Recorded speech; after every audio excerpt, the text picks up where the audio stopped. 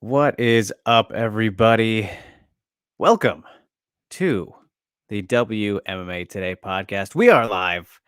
I am your host, Drake Riggs, in a makeshift studio position today. As you can tell, not the usual setup. We're back home for a day before we turn around and go to Florida.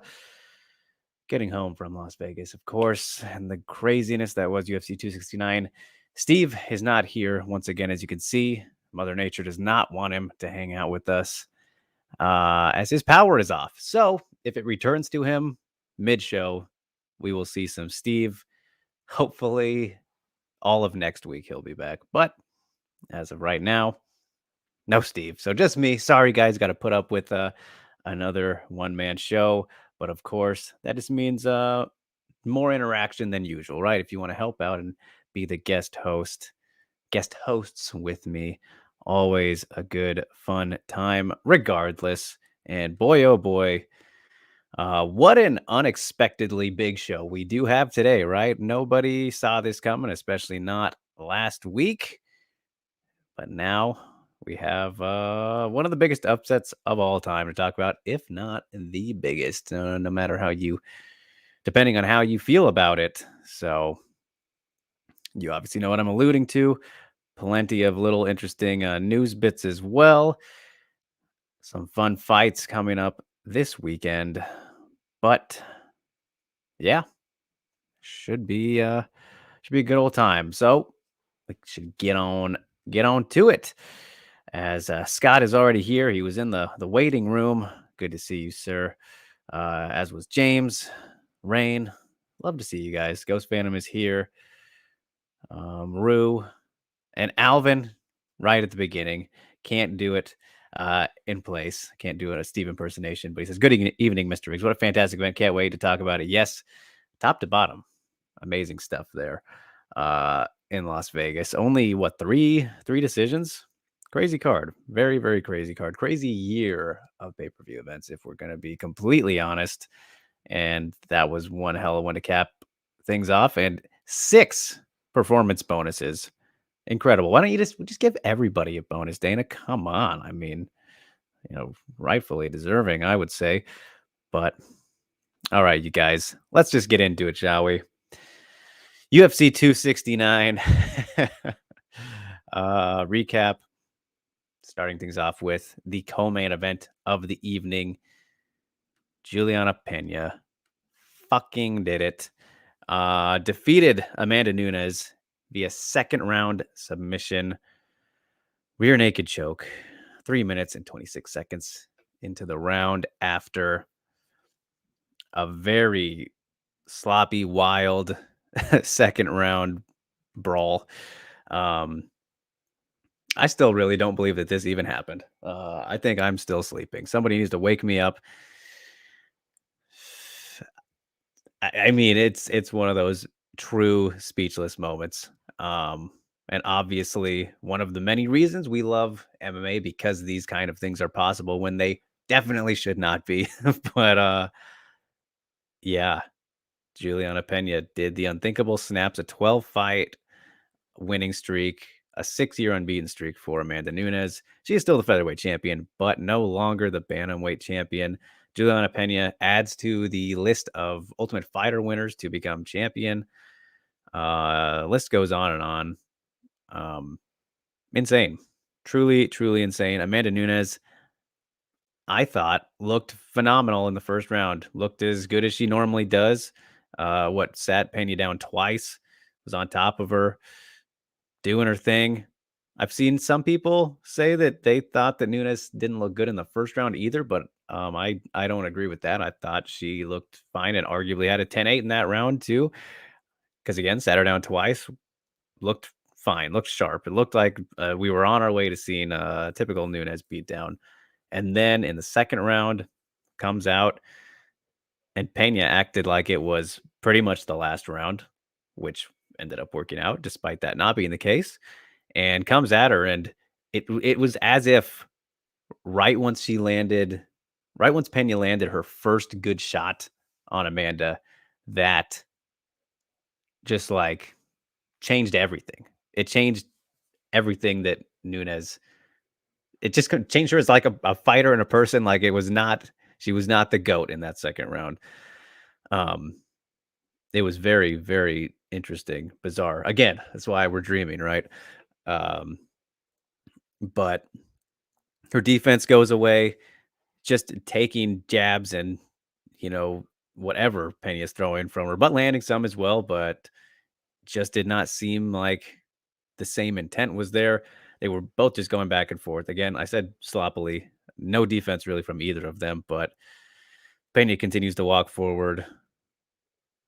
They hurting each other, but obviously Pena getting the better of it. Crazy to say that, but that's how it went. And then she ends up getting a takedown against the cage and gets on her back. As you can see in this picture, that is the not the beginning of the end, but the end practically. Doesn't even get her hooks in. Not even sure if she got her choke under the chin. Either way, Nunes taps out. Man, man, oh man. It's just still so shocking. I think that in terms of the greatest upsets of all time, I mean, on fight night, I said we very well could have just witnessed it. And of course, everyone's still saying GSP Sarah. I think that is certainly fair to say. And I'm not sure that I would say that this is the number one. I think it's top three though. I think it is a bigger upset than Holm Rousey, especially in hindsight. I mean, it's kind of crazy that that one was as much of an upset as it was. You know, odds wise, we should have expected that. I mean, resume wise, it still should have been a fairly wide gap, but I mean, Holly should not have been as underestimated as she was. If you were looking at fights from a styles perspective, this one, however, I mean, it should the every round should have looked like the first round. It should have, and that's how it started out. But yeah, I think this was a bigger upset than that. GSP and Matt Sarah, obviously that one can be argued for days, and it's probably still right up there. I know that on paper the biggest is what the Dobson and Agapova one, but again, as I've said many times, that one, I still think it's ridiculous to have made a fight featuring a hot prospect and someone like Shannon Dobson that wide, you know, because there's still a prospect that's unproven. Yes, it was a huge upset for sure. Dobson should not have really had much business winning that fight, but to say it's the all-time, I don't think you can, especially stakes wise. It wasn't there. Um, Kaya Sakura defeating Kyoji Horiguchi in the first fight. That one I think does not get enough love. I think when you look at the top three upsets of all time, I think put them in whatever order you want. Maybe Asakura, Horiguchi. That'd be three. Then you can argue Nunez Pena for one, alongside GSP and Sarah, but it's so crazy. It's just so crazy. Um, let's see what all you guys think about this because my oh my. I mean, this whole event was like the definition of why MMA is so fucking insane, and why we love it so much. So Yusuf is here as well. Good to see you, sir. I know you dropped something in the mailbag. So no shenanigans, though, you guys. I will tell you it was a good question. Or set of questions. You know how Yusuf does. He says MA is crazy. Certainly is. Jin says it's almost the end of the year. Well, you know that Juliana Pena has wrapped up upset of the year. We don't even need to do that category now. So that one, spoiler alert, she got that one in the bag. You could argue comeback as well because again, she did not look good in the first round. I don't understand the claims that say Nunes didn't look good in that first round. She looked like her normal self in that one, which is why it was so crazy how things turned so quickly. And especially after looking in phenomenal shape this week. Like it looked like the best shape she's ever been in. Crazy. Um, but yeah, I'm very excited for the end of the year awards, you guys. Thanks for mentioning that, Jen. Gonna be good. Jimmy says he bets that Ghost was laughing at this fight. My goodness. Rain says, can't wait to hear Ghost's opinion on the matter and why anything above 115. Well, let's not go there, Rain. That is not nice and not true. Alvin says, "What an incredible performance by both Pena and Nunes. Love watching these ladies compete at the highest level." There you go, your Alvin positivity. And it's funny how many how many of you guys ask for Ghost's opinion, and I totally understand it, but it's like Ghost, they're really gonna pressure you to get on the show one day. So you're gonna have to cave, man, because everyone loves to hear from you, and for good reason. Um, Ghost says funniest thing since Nunes versus Malecki, which was just a while ago. I started laughing when Pena jabbed and dipped at the same rhythm. Too funny. There you have it. Ghost also says that he did enjoy the very best of the very worst, nothing in the middle. There you go. Um, yeah, big burn indeed for that caliber of a title fight, at least from one end. Jin says already off to a good start. Ghost referencing the Tapers Vieira fight and calling out Yusuf's lack of understanding before we even get to the end, which very excited for that Phantom Punch breakdown. Since I've been so busy this week, I haven't got to watch all of it. I watched like the first 2 minutes, but I love the person that it is featuring this week. So make your guesses again, you guys, for this week's Phantom Punch breakdown. Number 19, almost to 20. How about that? And Ghost says he's not caving. So there you go. Sorry, guys. No Ghost appearance. Maybe voice. Maybe you don't have to show face, just voice. I'm just kidding. I'm not going to pressure you either. Yeah, Rain, good question. He asked, where is Joseph? He's been talking shit about this matchup since a month ago. He likes to talk shit about all the bantamweight fights, doesn't he? I mean, not shit. I think he's Joseph seems like he's very interested in the bantamweight division, which I like to see. But yeah, so Juliana Pena defeats Amanda Nunes. Absolute madness.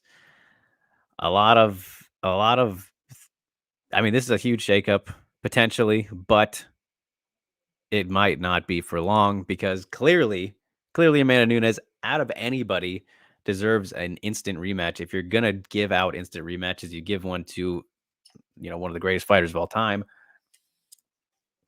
She already said she wants that, is down for that earlier today. Didn't get to speak to her after the event. Probably a little bit upset about it. And, maybe banged up, got to check in, all that kind of thing. But yeah, the rematch needs to happen. And Nunes certainly will be favored again. I am going to tell you, I predict her to win already. The rematch in these kind of cases, it is hard to go with the upsetter. But that just gives Juliana the chance to prove that she's either the kryptonite to Nunes or the real deal. But to think that Nunes will not make proper adjustments is kind of silly. I mean, look at what happened after the last time she lost. She carved out her own place in the history books, if you will. So, and still just 33 as Amanda Nunes, which is kind of crazy to think about. I saw that earlier and was just kind of a good reminder of like, oh, wow, she's actually not too old, especially when you look at what my boy Dom is able to do these days. My God, I love that man. What a performance by him to go off tracks. I fucking love Dominic Cruz, and I don't care how biased it is. That's my gimmick. I'm the Cruz guy, and man, I could not be more proud of that guy. Where was I going with that? I got myself off track. But yeah, the rematch, instant rematch will happen unless Juliana does whatever she can to not make it happen. She said she wants to fight Valentina, get that rematch at flyweight. She said she wants to rematch GDR, but I asked Dana what's going on with Durand Me because she was taken out of the rankings. He did not give us an answer, but he said it's kind of a personal issue. So kind of interesting there, and that she can tell us if she wants, but hope she's okay. That was I was kind of surprised that he had an answer for us, because sometimes when you ask about those things, he either like doesn't know or just doesn't answer. But I mean, he gave the best answer he could, obviously, without being disrespectful to her. So hopefully Jermaine Durand comes back soon. Obviously, we know how great she is, but kind of marches at the beat of her own drum. So hopefully she's okay. She seems fine on like Instagram and stuff, but apparently has some stuff going on. Don't know if it's negative or positive for her, but that's what Dana said about it. So Pena has these 3 rematches she is interested in, according to her. But yeah, it would be an absolute crime if Nunes does not get her instant rematch. Um, I mean, what more do you need to say? She's if anybody's gonna get it. So Scott says cold blooded. We'll get to her. Don't you worry. Another person. I just said Cruz. Cannot be more impressed with him. Cannot be more impressed with the cold blooded one as well. James making his prediction says Fan of Punch. Is it Hamasaki again? No, it is not. Great guess though. I'd love to see a trilogy for a Hamasaki Fan of Punch breakdown. Maybe someday. Can always assess her as much as we can. 2 of the best Fan of Punch breakdowns we've seen, of course, and they were in succession. But no, it is not Hamasaki. I shouldn't say no. I shouldn't say no. I should let you guys continue to guess. But a good guess. So sorry, that is your one hint. It's not Hamasaki, but a good guess, James. The goat, another goat, right there. Scott says, so now we will probably see a trilogy. Oh man, that's a great point, actually. I didn't even think about that. I guess it would be very smart of the UFC to do that.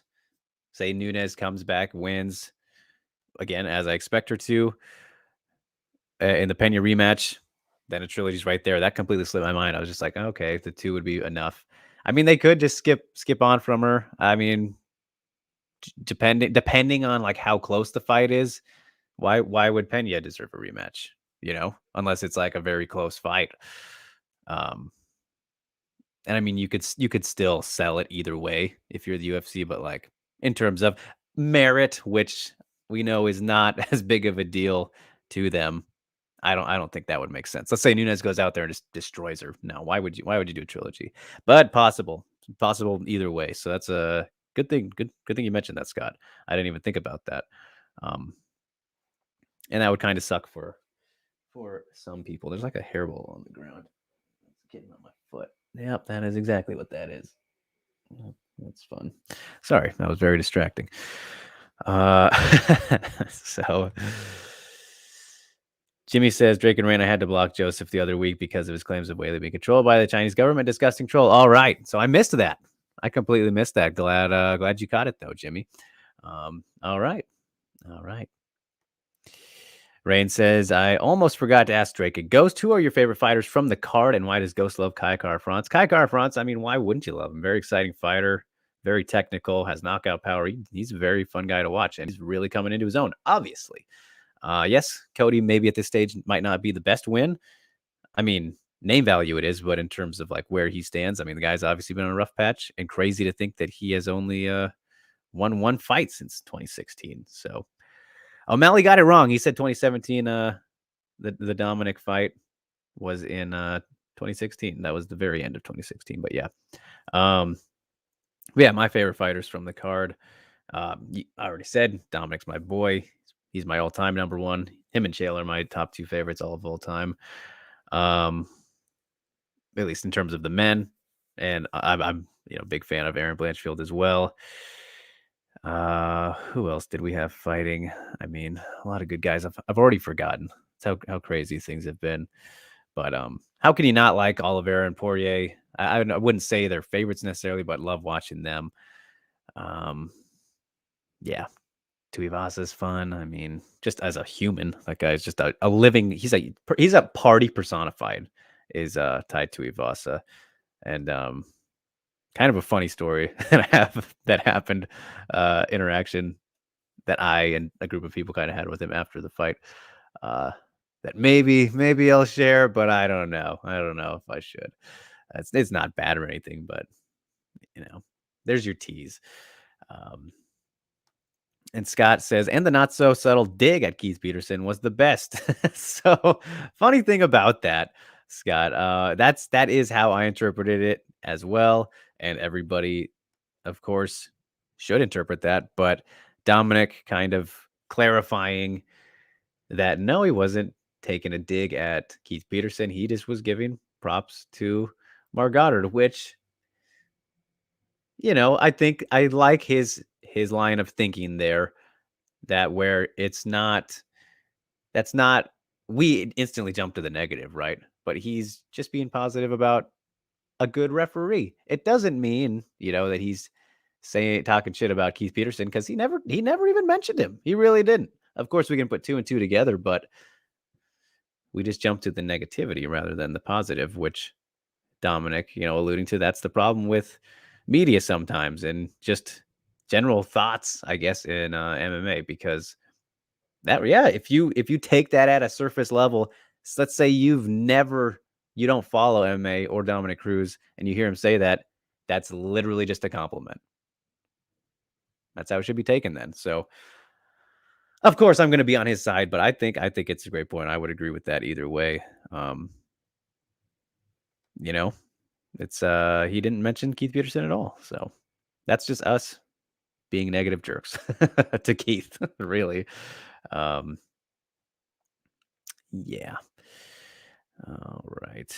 Rain making the prediction that Phantom Punch is probably Whaley. Ghost loves Whaley. So that would be a third one for her too, right? Because we had the second episode was not not the elbows, was it? I feel like we've had two Whaley ones. See, I'm just forgetting everything these days. But yeah, another solid guess, Rain. I will leave it at that. I won't tell you if you're right or wrong, but I mean that's always a solid guess, obviously, because Whaley is Whaley. But yeah, I don't know if that would be the third one. I don't remember. Stamina's here. Great to see you. Jimmy says Sari Oshima striking this time. I like that guess. I like that guess a lot as well. These are all great guesses, you guys. And that's a good one, Jimmy, because of you know, same person, different kind of breakdown. So good thought process there. Sari is a fantastic.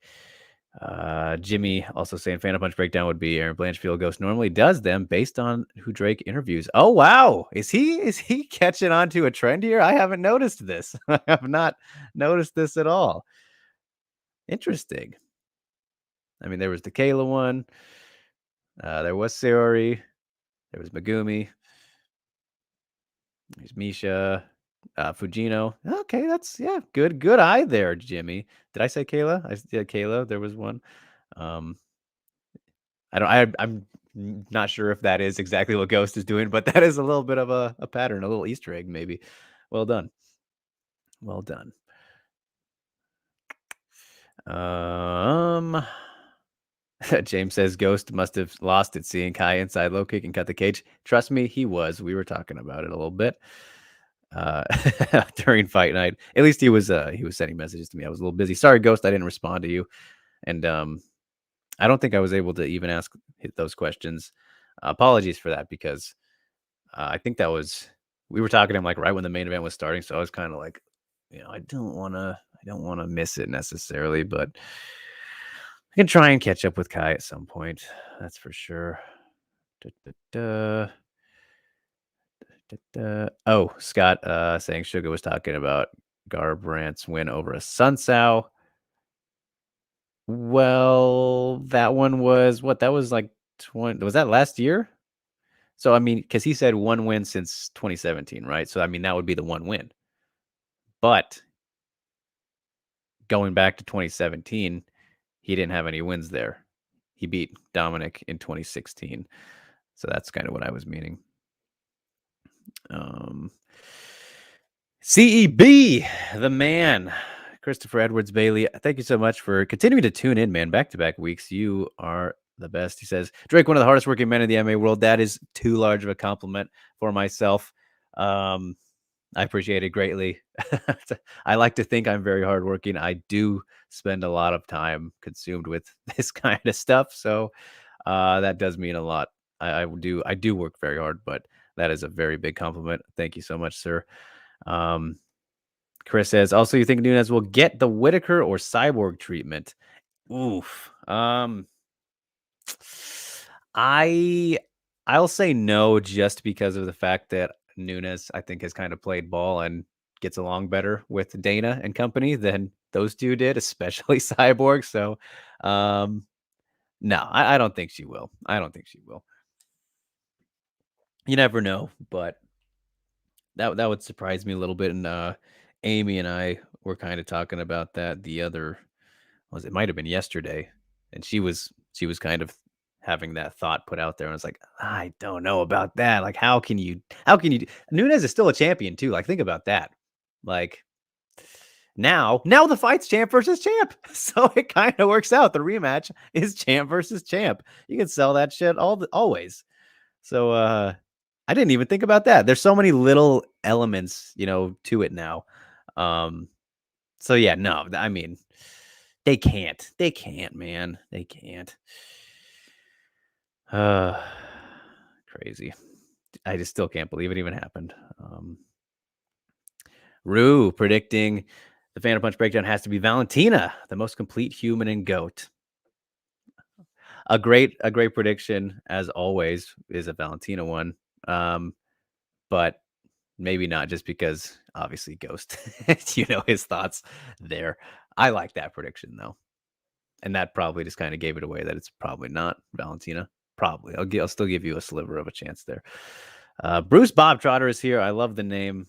Glad to see you, sir. Thank you for tuning in. He says Nunez doesn't have much championship heart. She tapped before that thing was even sunk in.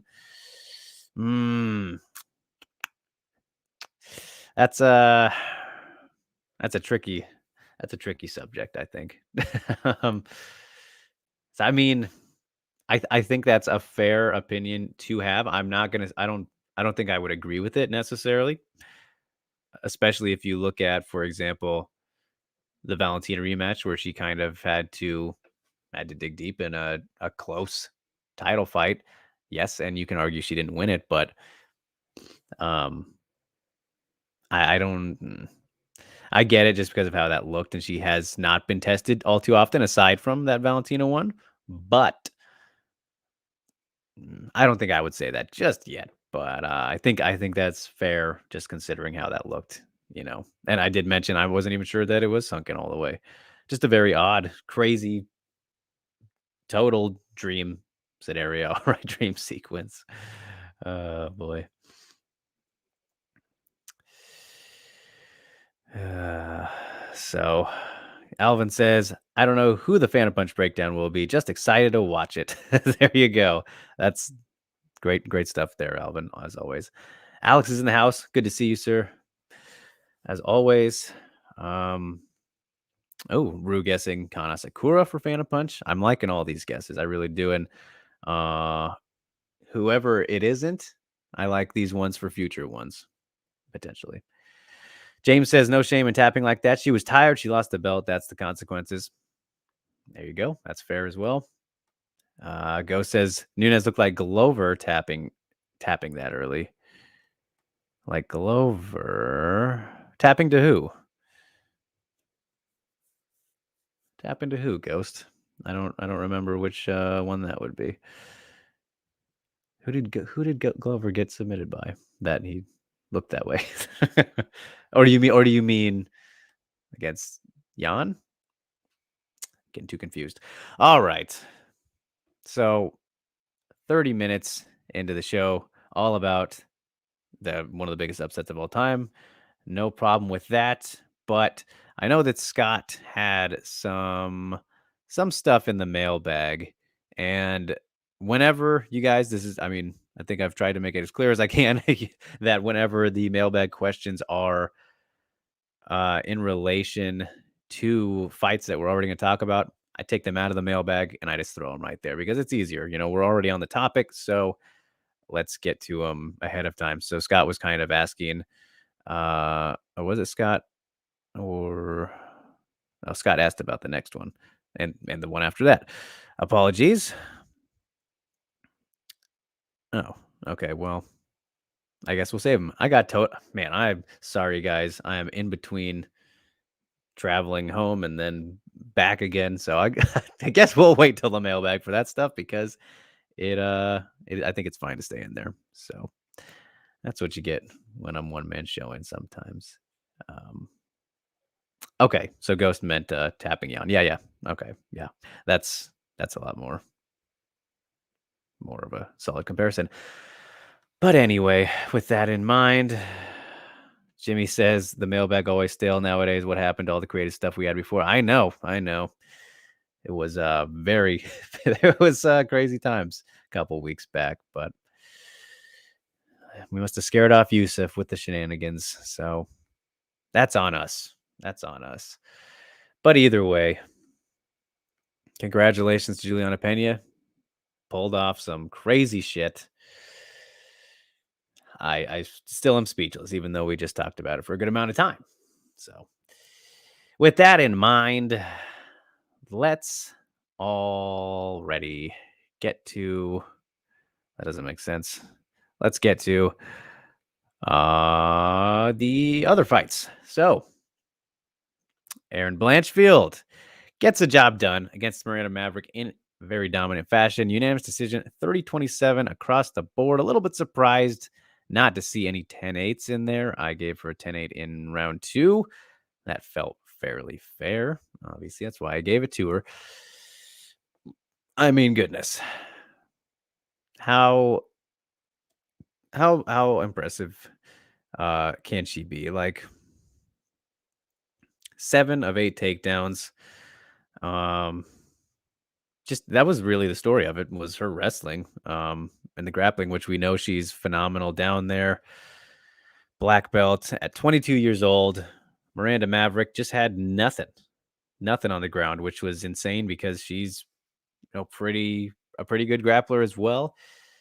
Came on fairly strong in the wee early minutes of the third round, but then made the somewhat boneheaded move to try and take Blanchfield down, which resulted in Blanchfield taking her down and dominating her for the rest of the fight. So poor fight IQ there from Miranda Maverick, but she really just had no answers, which was very surprising for a talent that she is, and still a young one who can continue to grow from this. But Aaron Blanchfield continues to be just skyrocketing up in trajectory, very well headed for a ranked opponent next, which she is down for. She does not feel like she's being rushed too quickly.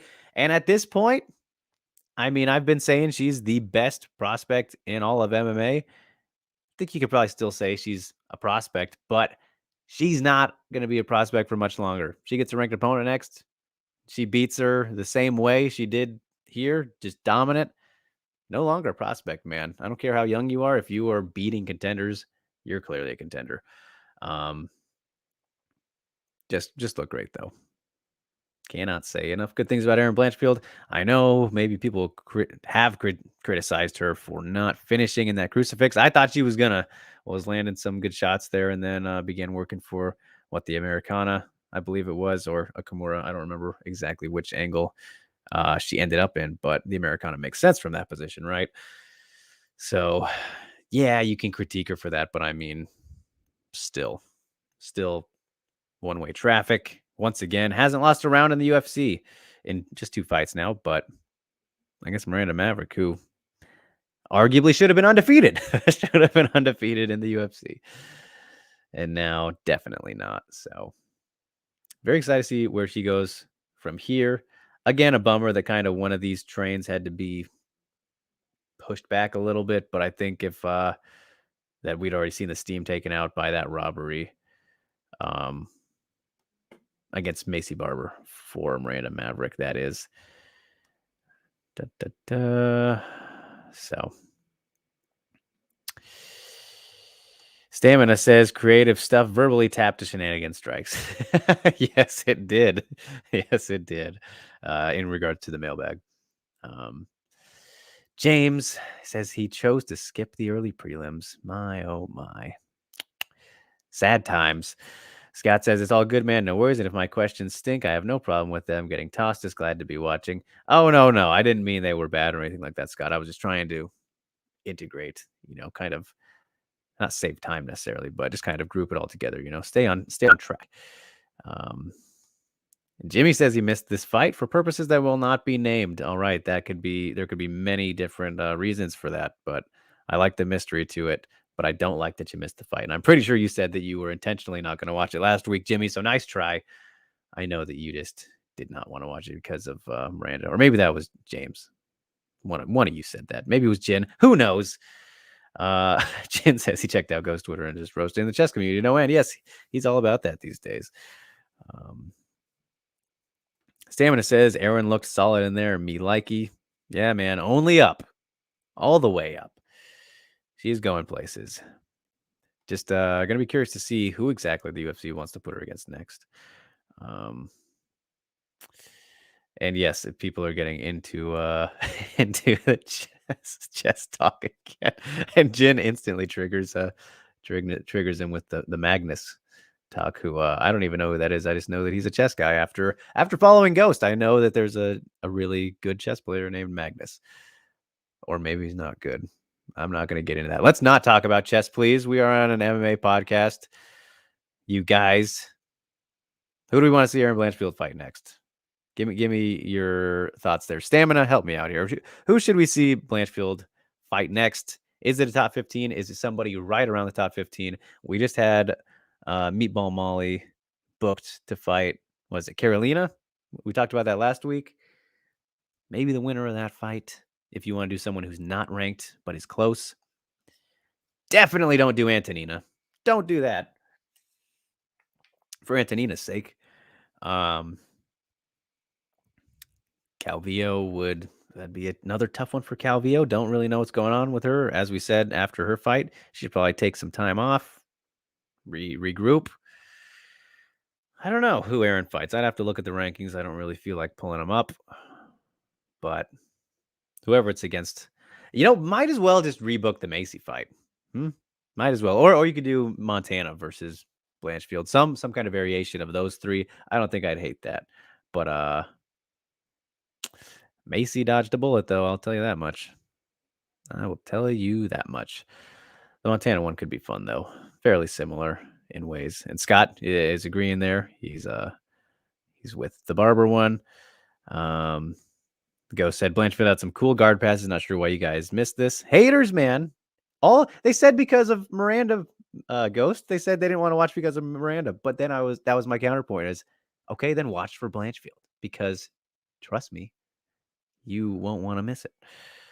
So Alvin says, what an incredible performance by Blanchfield. Would love to see Maverick get better after this loss. Oh, she will. Don't worry about that, Alvin. Again, still very young and a talented individual. I think that Aaron is clearly just that much better, which is insane. Insane because of her being younger too, and not by a lot, but it's wild when you look at just the speed of how good she's gotten so fast. And Stamina says, I love me some Molly, but Aaron would drown her. Yeah. Let me think a little bit. MDLR would be cool, though. Yeah. See, that one could work. You could do Lipsky, but again, not a favorable matchup for Lipsky. Obviously, despite her looking good in her last fight, a much needed victory. But again, I'm thinking if you're not doing a top 15, but I think they'll probably do top 15. They were already willing to give her Macy as a replacement. So after a dominant win like that, yeah. Hey, Stamina read my mind. Same time, right? Same time. Rain says he dismissed this because he was rewatching the Megumi breakdown. Standards, Ghost, standards.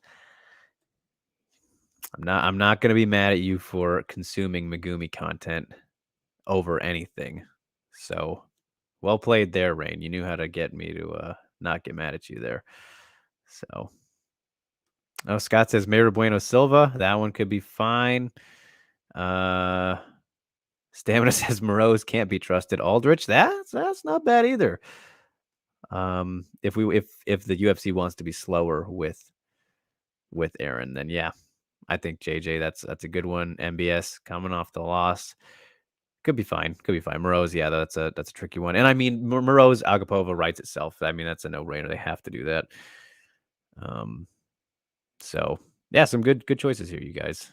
Thank you for the contributions. But all right, we will move on to the fight that kicked off the night, and some controversy in the finishing sequence as Jillian Robertson defeats Priscilla Cachoeira via first round submission, which was a rear naked choke at 4:59. 1 second remaining as she's getting eye poked, gouged, you will say. I I cringed putting that picture up, but probably the best one to use for this. Jillian Robertson gets it done on the ground, which we knew that was how she would do it. Unfortunately, I did actually not get to see this whole fight until the very end. Like I don't even know if they were showing the choking sequence, but they didn't have the TVs on until the fight was over. So I fucking missed I missed this fight. But it sounded like as soon as Robertson went for the takedown, she got it. No surprise there because, again, Priscilla Cachoeira's takedown defense is just not a thing. And she also missed weight and she tried to eye gouge. So that could lead you to a release, lady. That's not a good idea. Neither of those things are good ideas. And she didn't seem to care too much about the weight miss. So, yeah, this fight ended how expected, how predicted. A Jillian submission, but nasty stuff. I don't like that picture. I should take it off the screen. I can't stand eye pokes or any eye stuff. And Stamina throwing back to the other fight, the Blanchfield when he says Agapova. I would. That would be a fun fight, but I don't think you make that one because it's another contender killer or a prospect killer, right? It'd be similar to the Maverick Blanchfield one that we just saw, or any variation of that kind of thing. So I don't think the UFC will do that, but I also think they should not do that. Would probably be fun, but also that's just a tough matchup for Agapova. When you look at it, there's actually not a lot of very problematic grapplers, I guess you could say, for some of these flyweight fighters as you continue to climb the ladder. Because like all these matchups that we're talking about, except for maybe Aldrich, for Aaron, she has that ace in the hole with her grappling. Is a very big X factor against a lot of these people we're mentioning.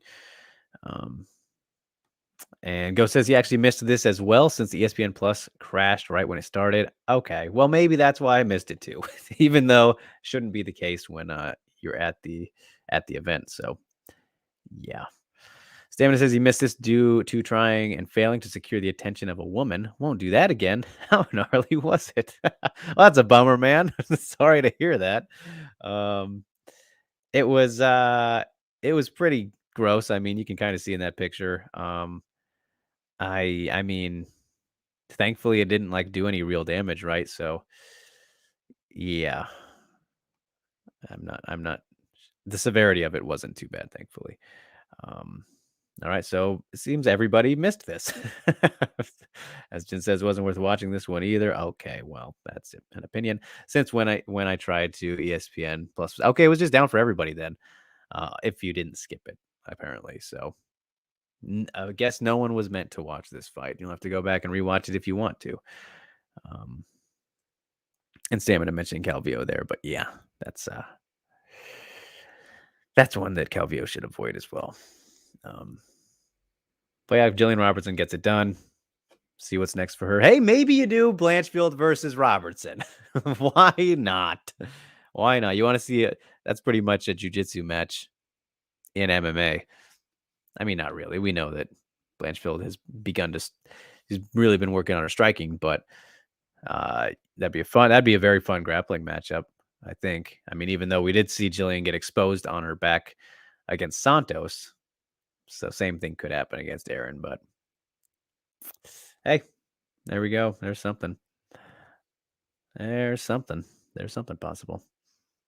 If you want to do same night of the fight, same fights on the same night, winners, little mini tournament. There you go. Jimmy says it was also down for him. ESPN Plus, that is. Wanted to watch this for our boy Drake. Appreciate you, Jimmy. Thank you. He says, but ESPN Plus was down for the first 10 minutes. Damn, that's a bummer. That's a bummer. Oh boy, let's not talk about that website. Not a fan of them. So, all right, you guys, that was UFC 269. Crazy, crazy event, top to bottom, and all the aftermath that it has provided us with. Where we can go from here, only the MMA gods know. But what also happened this weekend was Deep Jewels 35, which had a couple surprises. And this is an event which I have yet to get to see because, again, was very busy with all the stuff in Vegas. But definitely going to be worth checking out once it is up on YouTube.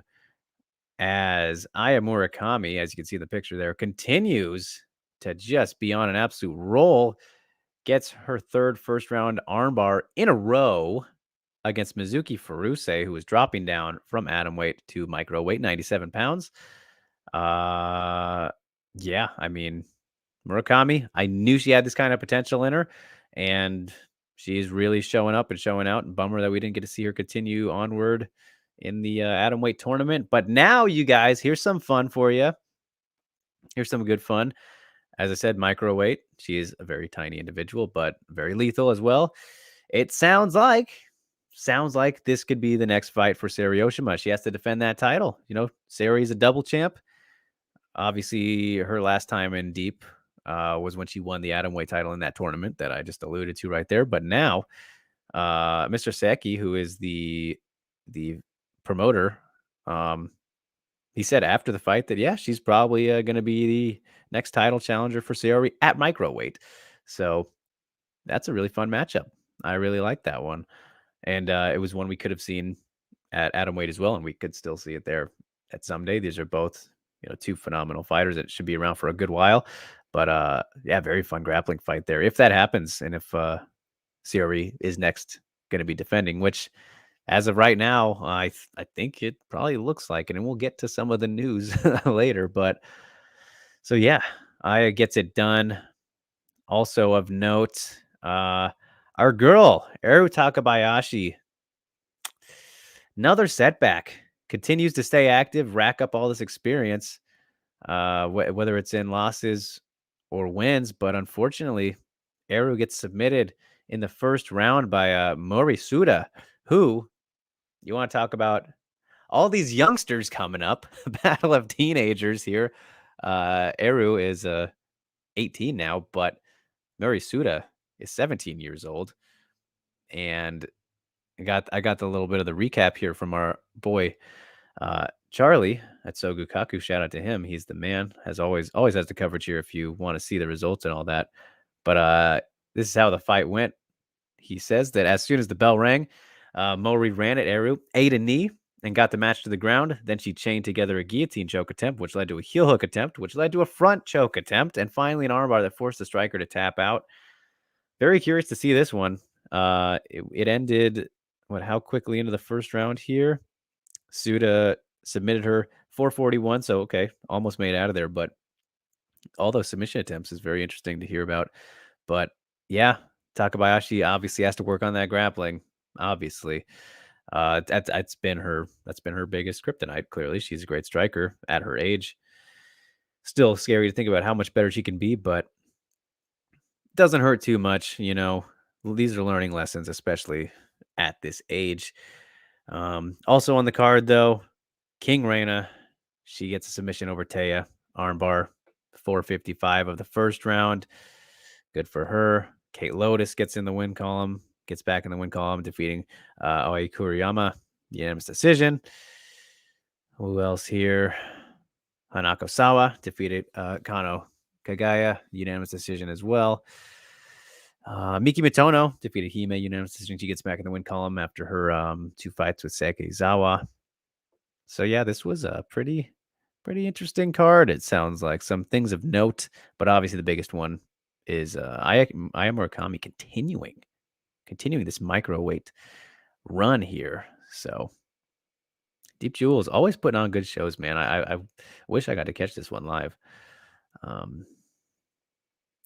James says Phantom Punch Breakdown could be, giving his prediction again, Stamp Fairtex is striking. Good guess. We talked about Stamp last week with the grappling. Go back to back like Ayaka when we did her. Oh, and look at Rain. Look at that. He says the Phantom Punch today. He's making the guess of Murakami. There you go. Good one there.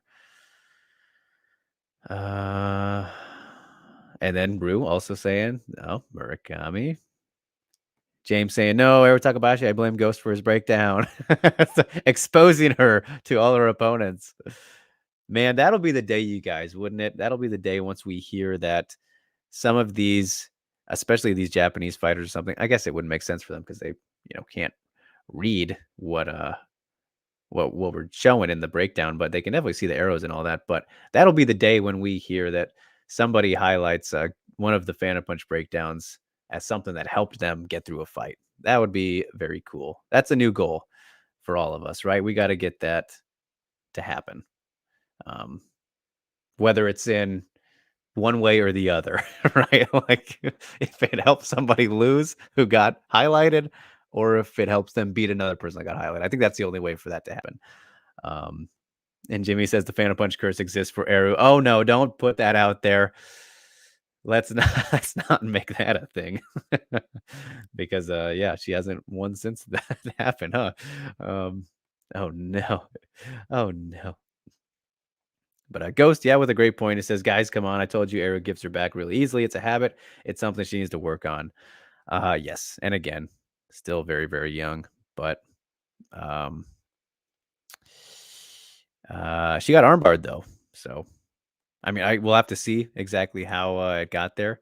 And as Charlie highlighted, he said there was a couple attempts there, guillotine, heel hook, and what have you. But yeah, of course, still very young. Again, it doesn't hurt too much when you're 18. But impressive work from Suda, who was also a good one to watch at 17. Ridiculous. Teenagers. How about that? So that was Deep Jewels 35. If you guys want to see the rest of Charlie's recap, go to sogukaku.com, SOGO-KAKU.com. Charlie Jewett. He is I don't know his handle, but he's on Twitter as well. Great follow. Charlie's the best. And he has a Japanese MMA show with Shu Hirata, who's one of the top managers in the game as well. So always good listening to their insights. And Chin says, so Eru not getting a grappling breakdown. Not yet. She's got to work for that one. That's for sure. That's for sure. But all right. With that out of the way, now we can crack on open the mailbag, the mailbox, whatever you want to call it. We've got some mail, got Yusuf in there. We've got Scott in there. And I completely just forgotten, abandoned my train of thought that I said earlier about sectioning these things together, because that is not, I forgot to do that for these other fights because, as I said, Scott did have questions regarding the other fights, but we'll do them in the mailbag anyway, or in the end, because like I said, I fucked that up. So we'll start off with this one from Scott. As somebody, he had a bot get on him there, I can see, which is funny. I think I've seen that bot actually going around other places. But Scott asks in the mailbag, where do you guys stand on the Cachoeira eye gouges? What should and what will the UFC do with her? Shout out to the Savage. That was a dope performance. So yeah, I kind of did answer this already anyway, but I think Dana said that he actually did not realize that she did that when we asked him about it at the press conference, but with the missing weight and doing that very well could lead to a release, but she had a 2-5 winning streak snapped, right? So 2-1 in your last 3. On paper, she still should be okay, I would think. But that's if unless Dana looks at the eye gouge and doesn't like that. If he just ignores it and never gets around to it, she's going to stick around. That's how I feel about that. What should they do, though? I mean, you should probably cut her because it was Not great. Not great, obviously. And James and Jimmy agree. Yeah, missing weight and then trying to take eyeballs out of your opponent's head. Not a great look. All right. So, Scott's other question here about the other fight, as mentioned, he says, I know Maverick is with a new team, but did you notice the difference in both corners during her fight with Cold Blooded? Blanchfield's coach was calm and positive, while Maverick's coach was, to me, over the top and didn't look like she was receiving advice. Thoughts? So I didn't quite pay too much attention to this, Scott. Being backstage and all that, a lot of things going on in between rounds, kind of making sure I'm doing whatever I need to be doing just to keep things up and running with the coverage and all that. So I didn't quite pay much attention to the in between the corner stuff at all, really. So I can't really comment on this, but yeah, I guess I didn't really pay attention to it. So I don't know what to say there, but. hmm. Rue says she has a domestic violence charge, missed weight, and eye gouge. How do you not hate her? Talking about Priscilla Cachoeira.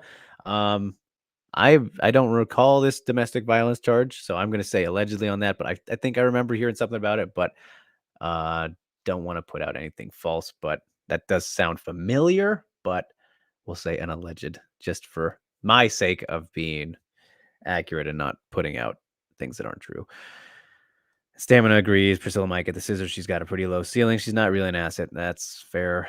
But she comes to bang. She swangs and bangs, which UFC always loves. I mean, look at how long Diego Sanchez lasted. Jeremy Stevens is still around. Stamina says, I don't fetishize such things typically, but I get it this time. All right. Yeah. And sorry, Scott, again, for not being able to answer really this second question about the corner work. I mean, I kind of remember going to the third round. I remember kind of Mavericks coaches being, like she needed to step on the gas and get the finish because clearly she was down 2 rounds. So I do remember that, but uh, yeah, didn't work out. In theory, it did. It started off all right for her, and then again made the not so smart decision to try and take Blanchfield down.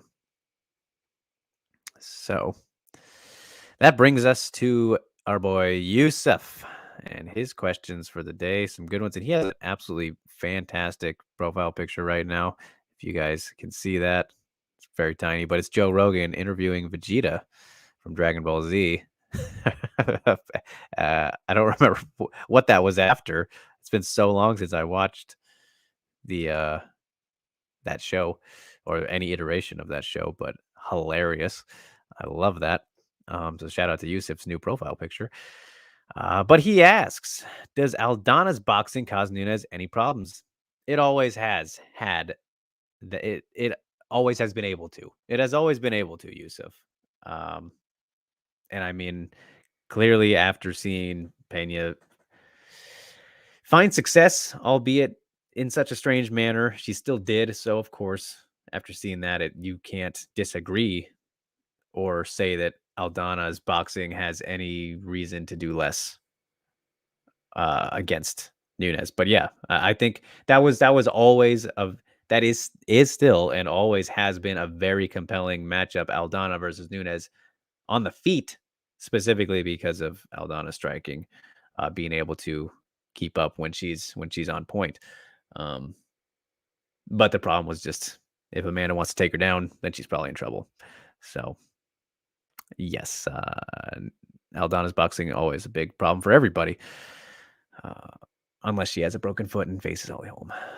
And then he asks, "Is there now a blueprint to beating Nunes at 135?" I don't know if I'd say that. I really don't think I would say that because again, she looked so great in that first round, and it seemed like just her brain went out the window once she got hit by one good shot. So I don't know if I'd say that's a blueprint. If that's the blueprint is to land on Nunes and don't be afraid of her. Maybe that is it. Maybe that is it. I guess you could say that's kind of what happened in the Katzengano fight. Hang in there and don't go away. I know that was many, many moons ago, but I guess it could be, Yusuf. That's a good question, but I'm not ready to say that just yet. And then he says, assuming Pena wins the rematch, what names are in contention for the shot? Also, what happens at 145? All right, we'll start off with the first part of that. Well, I mean, everybody pretty much now. GDR has a win over Pena. She's right there already. Holly Holm, of course, they were supposed to fight. She's back on a winning stretch. Aldana, as you mentioned, Ketlin Vieira, all the usual suspects. I mean, GDR and Holm were likely not going to be facing Nunes. Holly always has a chance, unfortunately, but GDR was in limbo with Nunes as bantamweight champ. Now she's good to go, you would think. But yeah, I wouldn't say Aspen Ladd just because she has to get her shit together. But those four, I think easily. Ketlin, Aldana, Holm, and GDR. Those are all the ones right there. And we'll see what happens as other people continue to climb. But those are the immediates. And then what happens at 145? Well, might as well let's just really get rid of it now. I mean, they're not gonna, because again, as we mentioned earlier, thanks to Chris, shout out to Chris Edwards Bailey. Now the rematch is a champ versus champ fight. So that's a big selling point. Totally forgot about that. So they're gonna keep it around at least until after. Maybe we won't see any fights there, but we're gonna still have that title existing. It really depends on what happens after that, because you guys know my thoughts on 145. I don't want to talk about that, Yusuf. So I don't think it impacts it too much at the immediate stages. But Felicia Spencer's gone now. I mean, really, they should just fucking stop. Just stop, please. But it's a marketing tool at this point. Sorry, apologies there. A little sniffly. Go says, I mean, the UFC brought her in for Valentina to slaughter, but yeah, cut her. He's talking about the Cachoeira fallout. For those of you maybe just tuning in, thank you so much if you are. And I keep forgetting to say this, but if anyone is tuning in and watching on Twitter, again, cannot see the comments on Twitter. You're going to have to go to YouTube if you want to chime in. I wish that wasn't the case. I don't know why it's like that, but it is here on StreamYard. Jimmy says, that pick is after Frieza shot Vegeta in the heart on Namek. There we go. Attaboy, Jimmy, with the deep cut there. Nicely done. Good memory. Scott says, no sweat, but more importantly, did you say it looked like I had a bot attached, like I've been hacked? I'm unaware of so. No, it just that a bot responded to you trying to do their bot stuff. So you should be fine. I've never heard of anything like that happening, but yeah, just a spam comment, Scott. Don't worry. Go says the future of women's striking is Pena with her Mackenzie Dern right hands that square her up. Oh boy. Yusuf says, can I ask Steve these questions next week? Stephen King. Yes. Yes, of course you can. I have no problem with that. Just maybe send them again so I don't forget. That would be helpful. And Stamina says, Aldana's boxing causes Nunes problems, but Nunes tosses Aldana around the way she did GDR. She won't stand there and take it. She knows better, just as with GDR. Pena, she simply didn't respect. Yeah, exactly. I agree with that. Jimmy says, yes, but Whaley and Ketlin don't know how to handle distance and are gun shy. Well done. Well done. James says, well, I thought Yusuf would ask about Nunes' distance control.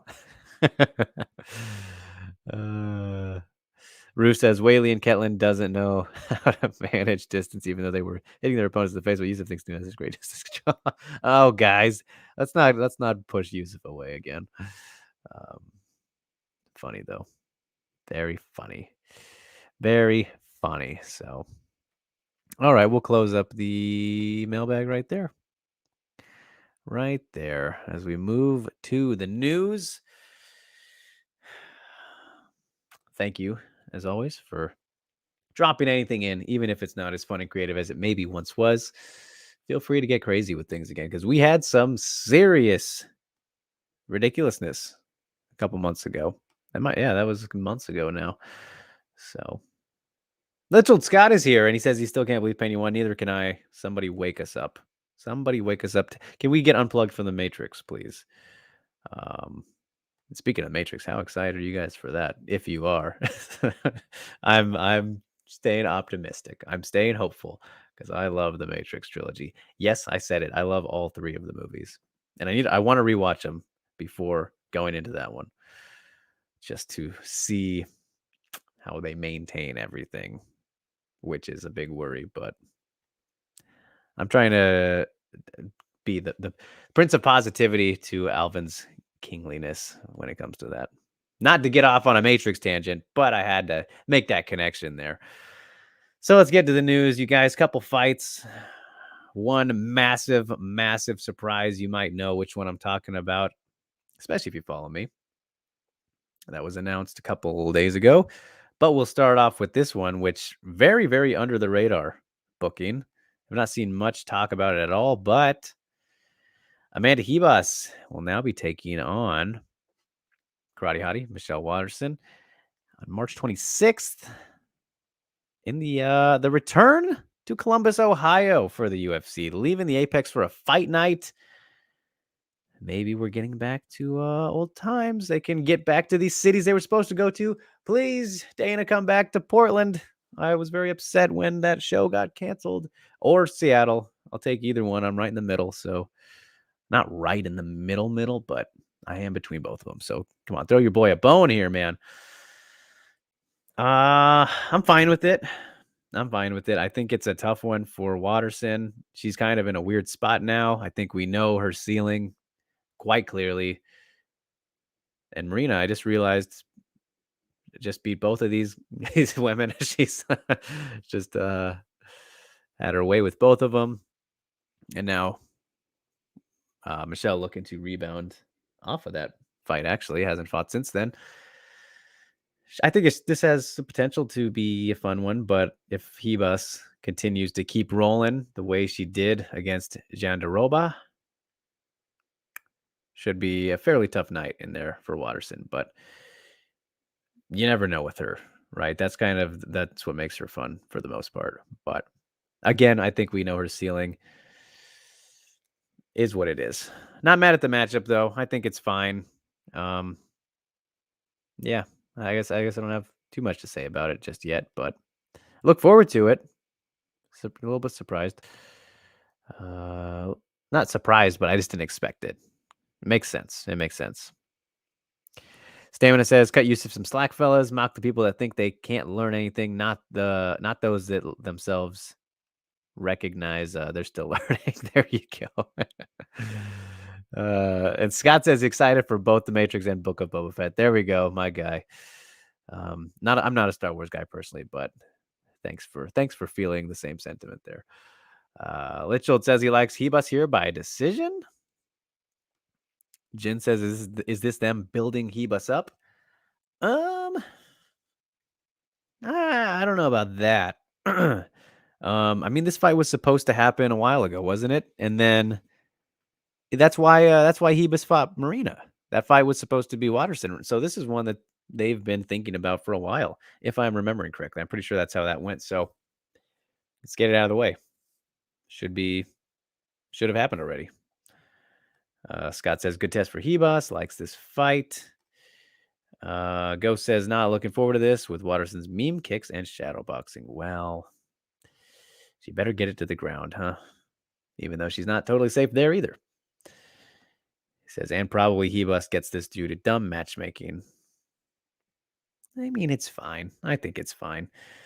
Scott says, Watterson tough to finish. That is very true. She is very durable. Stamina says, Watterson will outpoint Ribas in an anticlimactic 15 minutes. I hope to be wrong, seeing Watterson at 115 again. Actually, let me stop there. Jen, not a fan of either of them. Jimmy says, the UFC definitely building up Ribas. All right. So everyone kind of feels that we know who is who the favored fighter is. Which, yeah, I think it should be Ribas as well. But Yusuf says, hey, I'm uneducated in MA, which is why I asked those questions. Appreciate you, man. I hope they're not bullying you, Yusuf. please don't take it to heart. I love the question. So keep them coming, man. Keep them coming. Keep them all coming. Let's get crazy again next week. And Go says that's what makes Watterson fun when she's scrapping on the ground. Yes, yeah, she's definitely always quite fun to watch when she gets into the grappling engagements. So that one is coming up a ways away, not in the Apex as mentioned. So yeah. As we move on to there's normal news, surprise news, and the weird news of this week. 3 bits, and we'll get to the second one here, which is that Hisei Watanabe, the legend, of course, is set for a Muay Thai fight against a woman named Karen on March 20th. Let's see which promotion this is in. Dragon Boxing Stadium, or Battlefield 20, I don't know. I think that's what it's called. Not sure what weight it's at, but probably atomweight because Hisei Watanabe, legendary atomweight fighter, of course, one of the hardest hitting women of all time. I mean, maybe if you just consider her size, maybe she's the hardest hitting woman of all time because of how she would knock people out at 105 pounds. But yeah, she has a Muay Thai fight booked all the way out in March, which this is just kind of weird and certainly surprising because I know that she's looking to get back in MMA and I think has things planned for her MMA return, but nothing official yet. So for her to go from her return to action after 5 years away, take that kickboxing match that she had, unfortunately lost it. Looked like she was definitely shaking off some ring rust, and then to go into a Muay Thai fight here. She's a wild one. She's a wild one trying to rekindle that fighting spirit at 40 years old now. So good for her. I hope it goes well for her. But all I can tell you about Karen is that she's clearly a champion, as you can see in the picture. So props to Hisei for taking on these young up and coming talents in striking sports. So that'll be something. That'll be something. Going back to the other one, Stamina says, if we get the Watterson that fought Hill, happy days indeed. Rue says, what the heck is this? James says, this is weird. Yeah, very much so. I want to see Hisei in MMA again. Maybe she's just not ready for, I mean, this is in March. So maybe she wants to get a striking victory before involving grappling again. I don't know. Would have to ask her. But I just, yeah, it's that's why I said it's the weird news of the week. But yeah, Jimmy says, is this like Tyron Woodley versus Jake Paul madness without the madness? A little bit, you could say that. Yeah, MMA versus Muay Thai. Even though Hisei has fought in kickboxing and whatnot, back in the early days when she was on her first run. So yeah, that's happening. That's happening apparently in Dragon Boxing Stadium, wherever that is. I love the name though. Battlefield 20, 10th anniversary tournament. That whole thing. So, all right, you guys. Now I'm very, very excited and blown away a little bit about the next bit of news that we're getting to here. And I cannot wait to hear what you guys think about it because I haven't seen not too many reactions, because this was announced during the fight week. But holy shit, holy motherfucking shit, you guys. Pardon my French, but Sekizawa, her Ryzen debut at Ryzen 33 this New Year's Eve will be against the fucking GOAT, Ayaka Hamasaki, in her Ryzen debut. Non-title fight, which I think if you're going to go this crazy, why don't you just make it for the title? Come on. Sek is the strawweight champ in Deep Jewels anyway, but holy fuck. This is just mind-blowing to me for many reasons. I love it. I hate it. I don't know. If you want to talk about I can't handle all this with Pena winning and then this fight being announced in the same week. This is absolutely absurd in all the best and worst ways possible. This is the definition of a legend versus rising star fight. Um, my God, you want to talk about the thrown to the wolves or the deep waters? This is that as well. Sink or swim, motherfucker. Sorry, Seka, to you're gonna go swim with 5 sharks. That's what this is the equivalent of.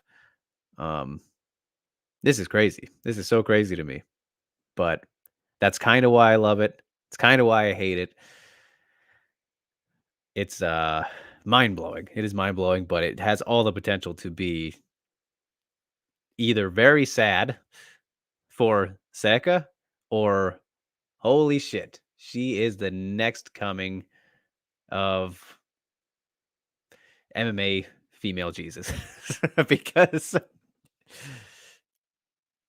what a passing of the torch moment that would be if Seka can come in here and defeat Ayaka Hamasaki in what her sixth fight, her second atomweight fight. I think she's only like 23, you know. Again, right up there with Erin Blanchfield, in my opinion. I think they're 1A and 1B best prospect in the entire sport. If Sayaka Izawa, I mean, I wouldn't be surprised, you guys. This year, we've seen Demetrius Johnson get knocked out. First time ever. We've seen Amanda Nunes get stopped just this past Saturday. Those are 2 GOATs. At this point, I wouldn't be surprised if we see Ayaka Hamasaki get finished, because that's just what 2021 is doing to us. And Sayaka Izawa, as young and inexperienced as she still is in MMA, she is good enough to do it. Now, am I going to say that's what's going to happen? Definitely not. And definitely not going to make a prediction just yet. But I believe highly in this woman, as we all should, because she is a true phenom. She is the future, even if she loses this fight. But you're taking on one of the best fighters of all time. In your Ryzen debut, no less. Pretty big fucking stage.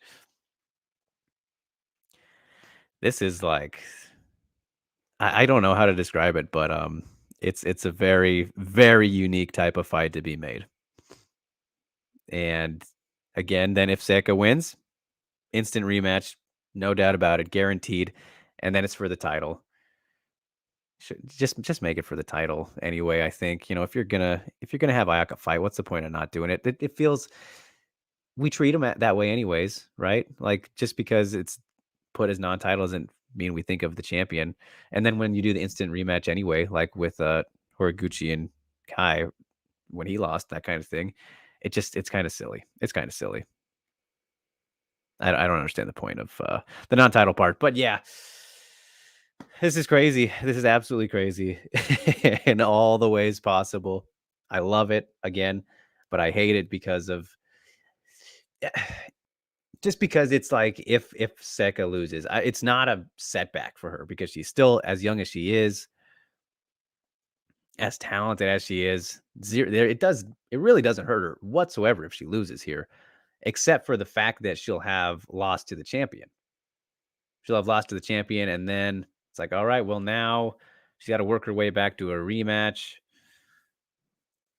What if she loses that one too, depending on how quickly it is? Then you're in a weird John Fitch type of territory. That's the only downside to this, I think, is, you know, I don't want to see her put in a limbo right away. But then again, Ayaka, as we know, is older. She doesn't seem like she's wanting to slow down or stop anytime soon, but we'll see. We'll see, right? That's the downside of it, I think. And then if Ayaka loses, again, passing of the torch. I mean, who knows? Maybe this is a secret retirement fight because this is like that a perfect moment of that happening. But man, I I have already thought so much about this. Like, this is one of those fights that where I'm laying down at night and I'm like, how the fuck is this gonna go? I can see so many things happening here. Sayaka is a pretty big atom weight. She's a decent sized straw weight, very strong and just incredible technique. You guys know if you've been following her, we've been talking about her plenty. The stuff that she's been able to do and who she's done it to in her career so far and her grappling career. I mean, the way she just effortlessly defeated Tommy Matsu and me. Was it? It wasn't Motono. I mean, she did beat Motono, but who was it? Mika Nagano was. I think that was who the tag team match was. Single handedly beat them both by herself. Just insane. Just insane for the experience differences there. Um, this fight is so fascinating on the ground, right? Because Ayaka should be fine on the feet. Seka is improving on the feet as well, but the real the real bread and butter that's on the ground in this fight. And I promise you that Seka is going to try and take it there. Oh, this does a lot for me. This does a lot for me, you guys. This might be my most anticipated fight all year because of how absurd it is. For all the reasons I just mentioned. Let me see what you guys think. My goodness. My goodness. Okay, I think I did see some comments actually earlier. Now that I think about it, as Jimmy says, "What the fuck? Why not Oshima?" So Oshima versus Ayaka or Seka, Jimmy, because I saw somebody mention to me, "Why not Oshima versus Sayaka?" I think I actually don't know. I don't know whoever said that. It might have been you. I didn't actually get the clarity on who they thought Oshima should fight because clearly Oshima she's number 2 in the world, right? After beating Kana, she's the number 2 atom weight in the world as far as I'm concerned. Um, she earned a title shot right away. She should be fighting Ayaka. That should be the next title defense. But as we talked about earlier, she is a double champ still. Probably going to defend the microweight title instead. Still holding 2 belts. And again, if you guys listened to when I talked to her, she doesn't even sound ready to fight Ayaka. So, like in her mind, I mean, having sparred with her as much as she does, she knows better than all of us, which is crazy because we see how good she is. Like we think that she could hang with Ayaka. We know she could. She's that good, but she doesn't. That's how fucking good Ayaka Hamasaki is, you guys. I mean, really, think about that. We all see that. We all want that. Oshima Hamasaki looks incredible to us, but she doesn't think so. That's wild. That's how good Ayaka Hamasaki is. I'm sorry. Like when you really put that into perspective, that's crazy. And I mean, Oshima versus Izawa, that could have, you could do that. And I think that we'll definitely see that at some point. Don't you worry. I know we've talked about that plenty as well. So that might be what you're talking about, Jimmy. But again, she's got 2 belts. So probably going to defend one of those before we see her again in Ryzen or, and again, with Murakami doing her thing, we'll probably get that. But atom weight is fun right now, man. This is this injection of life. It has arrived a little bit quicker than I thought it would. It really has. And Jin says, seriously, this makes no sense. Why not make Oshima versus Sayaka instead of Hamasaki? Okay, so there Jin is on the thought process of Oshima Sayaka instead. Yeah. Yeah. I mean, I think there's logic to both, but Sayaka, no, but Oshima she deserves the title shot. She's the number 1 contender. Rue says this makes no sense. He's always going to get blown away on the striking end, whereas where's Oshima at? Again, got 2 belts. James says, why don't you fight Oshima? Everyone, yeah, it's the fair. Rain says, no chance that Izawa pulls this off, but Pena did, so who knows? That's what I'm saying. I wouldn't be surprised anymore. And if anyone's going to do it, Oshima, I mean, I'm getting me all mixed up with these great fighters. Izawa has the potential to do it. And I mean, you want to talk about upsets? Where all these great all-time upsets? I mean, when you look at the experience difference, at least in number of fights and performances, I guess you could say, that would be right up there too. Sekizawa should be a pretty big underdog, despite how great she is as well. She's just we know that it shouldn't be at the level of Ayaka yet, but that's the crazy part about this sport is she might be, you guys. She might show us she is. I'm excited. Even though it's all over the place in terms of how you feel about it. Yeah. Jimmy says, "Is this in the cage, and why isn't she fighting Sayori?" No, this will be in the ring. The only cage fights for Ryzen will be at Ryzen Trigger events, but this will be in the ring. And yeah, I think I've answered the Sayori stuff already. Jin says, "Phantom Punch Breakdown has to be another Hamasaki one." We'll find out soon enough. Jimmy says 2020 was the worst year. Whaley doesn't have the belt. That also happened. That also happened. If you want to talk about 2021 being crazy. James says UFC 261 and 268 were the only two pay-per-views I bought just for Whaley. Yeah. Rue says Jimmy 2020 is very sad for that exact reason. Alvin says, "What an incredible fight to make. Mizizawa is a talented prospect, and Hamasaki has skills and tricks, wish both the best and safe health." Love it, Alvin. Go says, "I wouldn't be mad if Hamasaki retires after she wins a close one." Yeah, I mean, I'll be bummed if we don't see her and Sayori fight. I really will be, but again, I'm just happy to see Ayaka fight for as long as we possibly can.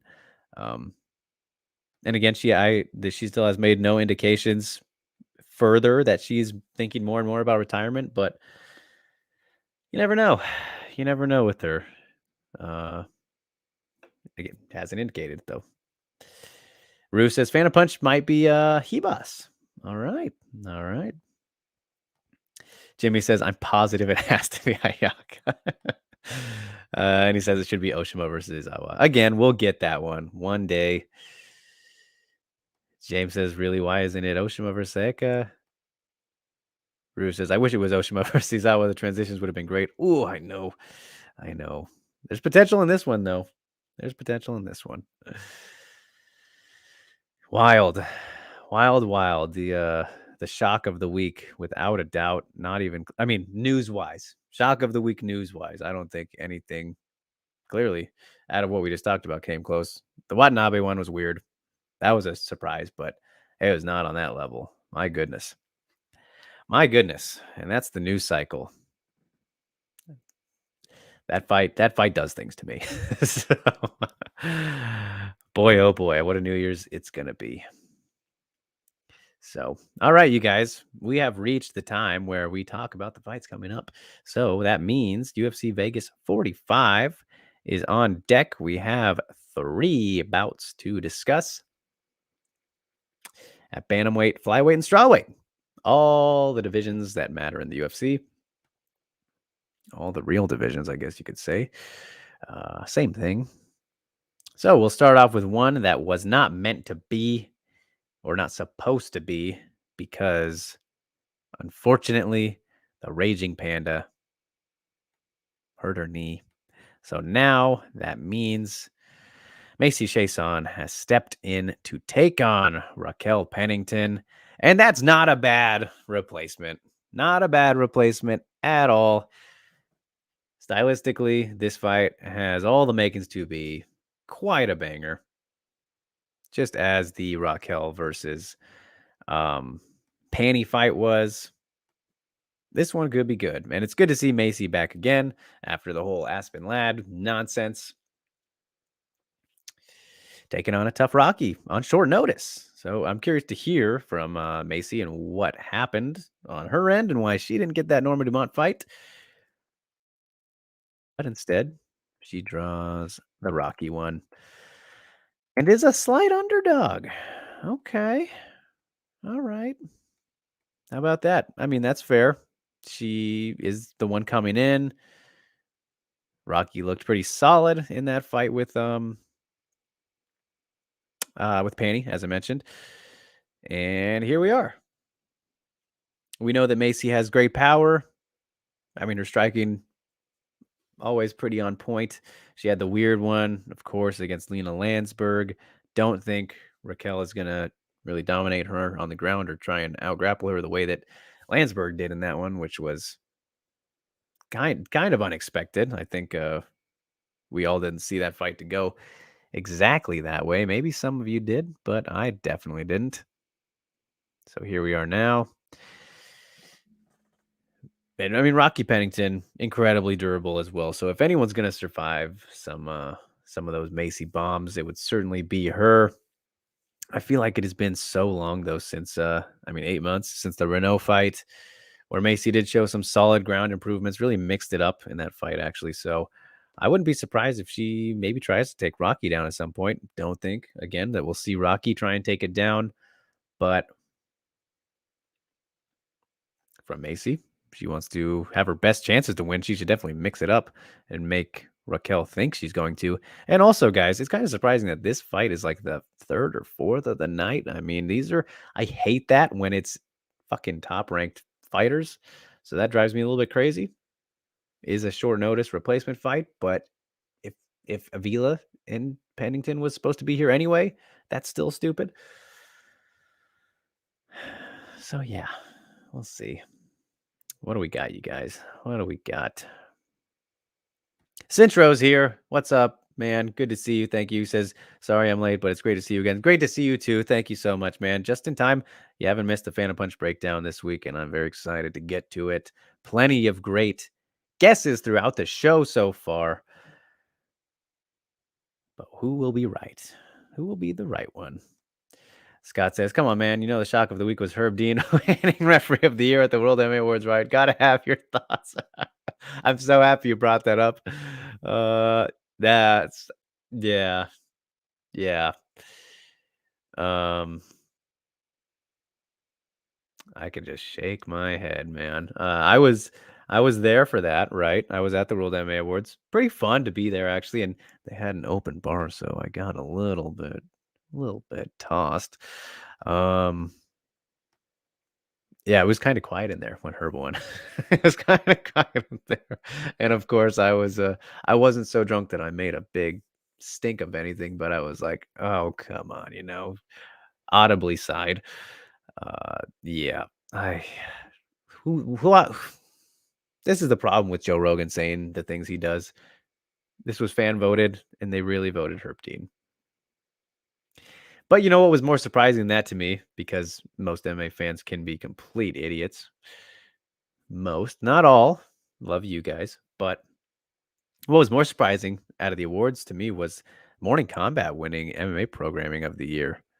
That was stunning to me. Like, obviously, I know some of you guys might not be a big fan of Brian Campbell. I definitely, I will never agree with the things that he said about Kaya Sakura and, all that Ryzen stuff. But good for them.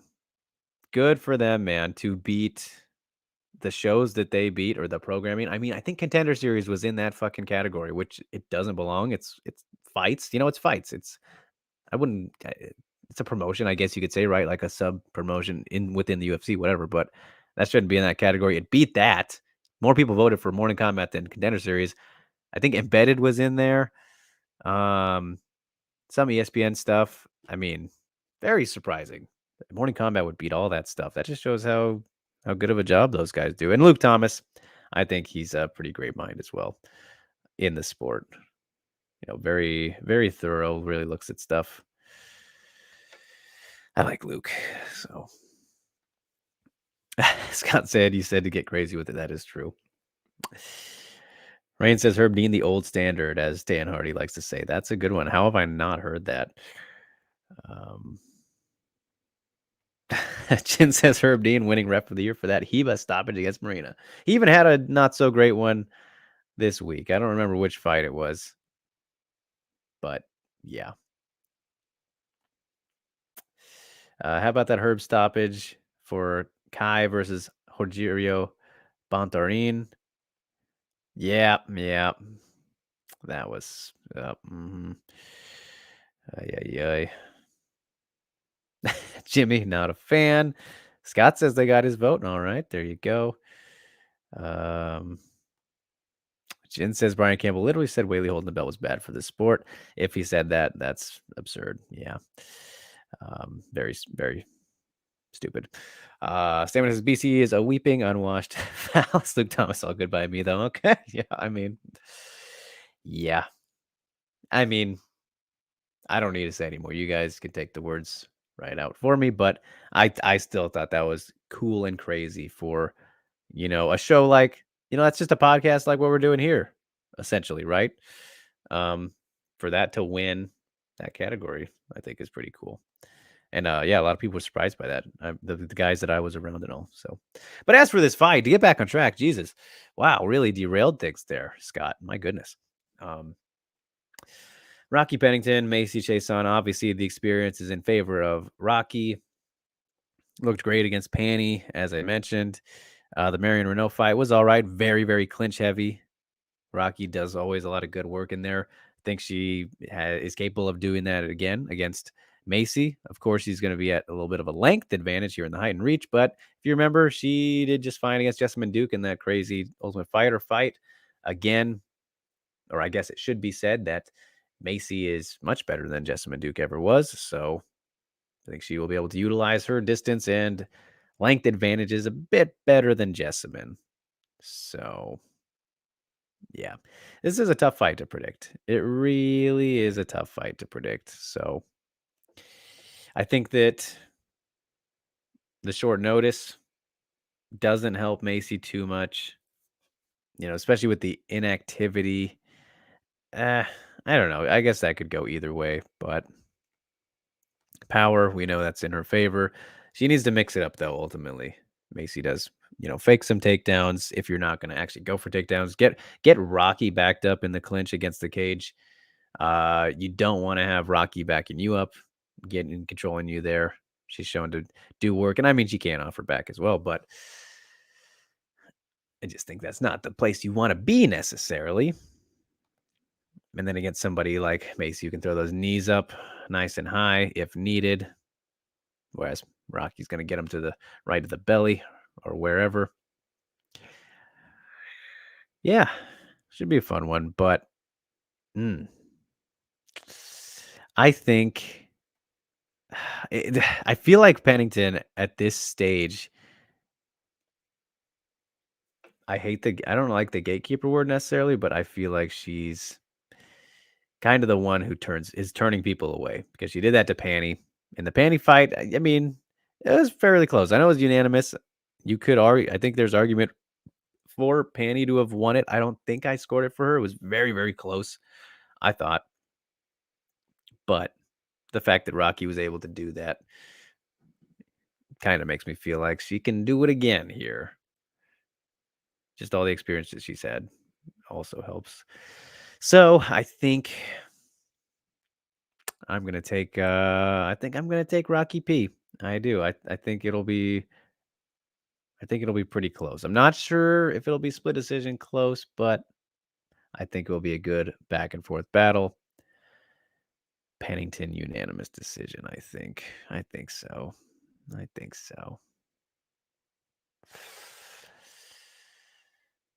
Yep. Rue says the old standard instead of gold standard. That's a good one, right? Yeah, I didn't make it up. Apparently, that was a Dan Hardy thing. But yeah, that's funny. That is funny indeed. So, but yes, as mentioned in the chat, apparently no one cares about that bantamweight fight, which I think it should be fun. You guys just don't care about anything anymore. It makes me sad. Makes me wonder why I'm even doing this. If you don't care, then what are we doing here? Stamina says, hasn't Rocky done her best work as a fighter already? Yeah, I mean, probably. Looked good in the last fight, though, man. It's like, never say never, I guess, but I think that's safe to say, but you never know. You never know. Maybe she'll turn around. Maybe she'll become champ. She'll fight Pena. You never know. Anything can fucking happen. Jimmy says Joe Rogan saying that Herb being is the gold standard actually influences the people around me. My friend said that Herb was the gold standard UFC 269. Shame. Yep, it's a problem. It's a problem. I hate it. Roganisms, Roganized, all that kind of thing. Anyway, let's move on to a fight that still perplexes me. Still so silly that it's happening. At least I think. But Sajara Eubanks and Melissa Gatto at flyweight. I still why did they make this fight?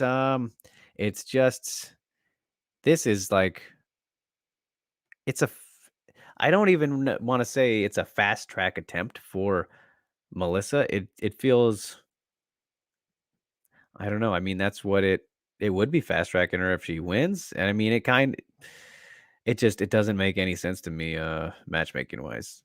Melissa Gatto, of course, looked great. Looked great in her UFC debut against her long awaited UFC debut. Still undefeated against Victoria Leonardo. But Sajara Eubanks, who rightful favorite here, a decent size. Former flyweight title challenger that should have been flyweight title challenger, who has looked her best at flyweight, as we've seen, especially. I mean, I guess I shouldn't say especially since coming back down and fighting Elise Reed. She did what she was supposed to do in that one, though. Elise Reed, much smaller, but I think Melissa will do much better than Elise Reed. But knowing what Sarge is capable of at flyweight, she should be fighting closer to top 15 than a new coming prospect like Melissa Gatto, who has got great talent and potential. I think she can definitely hang around and climb up. But like this is just too soon, I think. I think this is much too soon. Like Sarge versus Aaron Blanchfield would have been much more realistic. You want to talk about, or much better, I guess, one that makes some more sense and possibilities for Blanchfield. Maybe we could see that after Sajara wins this fight, because I'm predicting that Sajara is going to win this one. As much as I really love Melissa Gatto, she's very sweet, nice person. Spoke to her after the win, and then great fighter as well, great prospect. But I think we underestimate and forget about how good Sajara Eubanks is at flyweight, in particular. I think Melissa will do well here, but ultimately, probably at least should. I would expect her to get smothered on the ground, even though she is capable there. It's just like Sajara Eubanks, man. Forget that she's a black belt. She beat Mackenzie Dern in grappling. Like, she's very talented. She is very talented. And why are we getting spams now in the chat? Oh well. James says, going for my girl Melissa Gatto because of Joe Gatto from Impractical Jokers every Thursday at IVF Pacific. Getting the plug in, James. Wow. That's pretty funny. I didn't expect that. Statement says Eubanks versus Gatto. Yeah, I don't like it either, but maybe UFC are putting Sarge versus someone they're not invested in while they see if she can make weight. That's possible. Yeah. I mean, she thankfully and kind of surprisingly didn't have any troubles in the last one. It was a real problem for her in the Ultimate Fighter, and then obviously that's why she ended up leaving, all that kind of thing. So yeah, it's that's a fair point, Stamina. Go says it's her second fight in the UFC for Gatto. We saw what happened with Sarge's last opponent that only had 2 fights. Yep.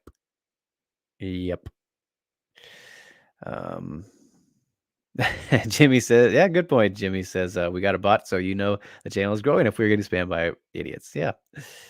Yeah, that is fair. And yes, and we got an Impractical Jokers plug here on the show. I'm fine with that. I find the show hilarious. CEB says, what are you looking forward to the most this weekend? And then when is the next Ryzen podcast? Thank you so much for asking, Chris. So what am I looking forward to the most this weekend? We'll start with that. Probably, I mean, out of the women, I would say probably the next fight. I mean, the next fight we're about to talk about, or the one we just talked about. I think that Macy and Meraki should be pretty fun. As for overall, though, most excited for, I was looking at this card because it's obviously here on Tapology, and there were kind of some sleepers here for some pretty solid fights. So Ricky, my guy from Pacific Northwest, um, he's taking on a Sunsao, so I'm always excited to see him fight. And then Wonder Boy and Muhammad. I'm really excited for that one. Ooh, Gamron and Fahey like, this card's not too bad. Elkins and Swanson, that's ridiculous. Gerald Mearshart, always a good time. Oh, Barcelos and Victor Henry. I mean, holy shit, you want to talk about another surprise of the week? I did not expect to see Victor Henry in the UFC anytime soon. And then taking on Barcelos. I mean, that is awesome. That's gonna be wicked. This card should be pretty fun. Dontel Mays is still in the UFC, taking on Josh Parisian. Levitt, always an interesting time. Man, that is tough. I think I don't know. That's tough, Chris. Overall, what am I most excited for?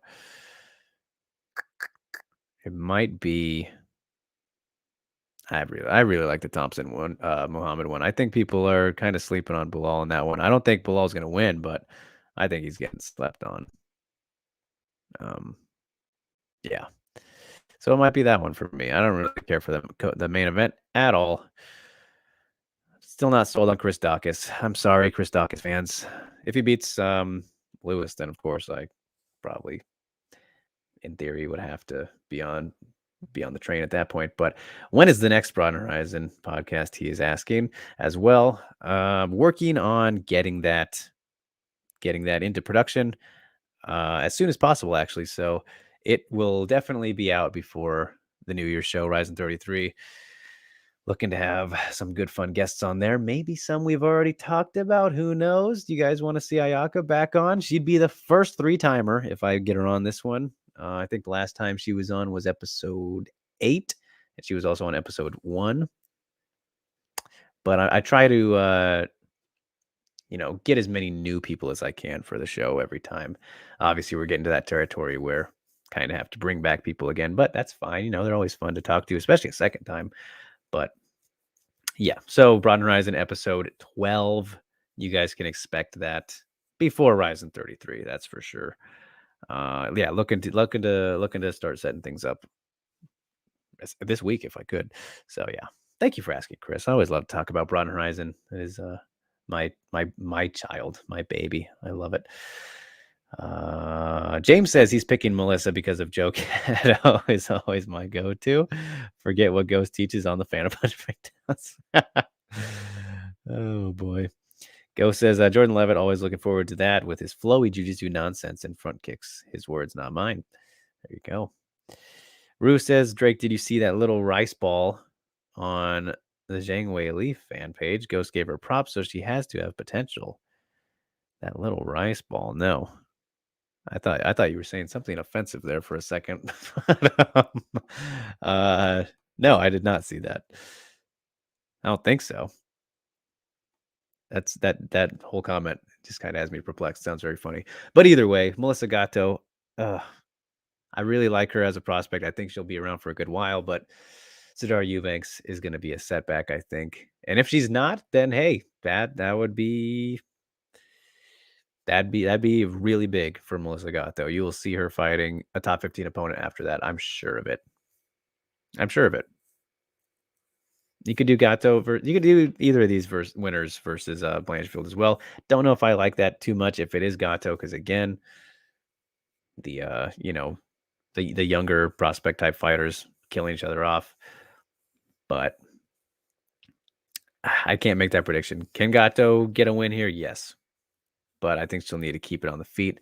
Sarge generally going to impose her will whenever she can. And if she looks as good as she did against Elise Reed, yes, I know it was Elise Reed, carries that over, she should do what she does best. So I'm going to say Sajara by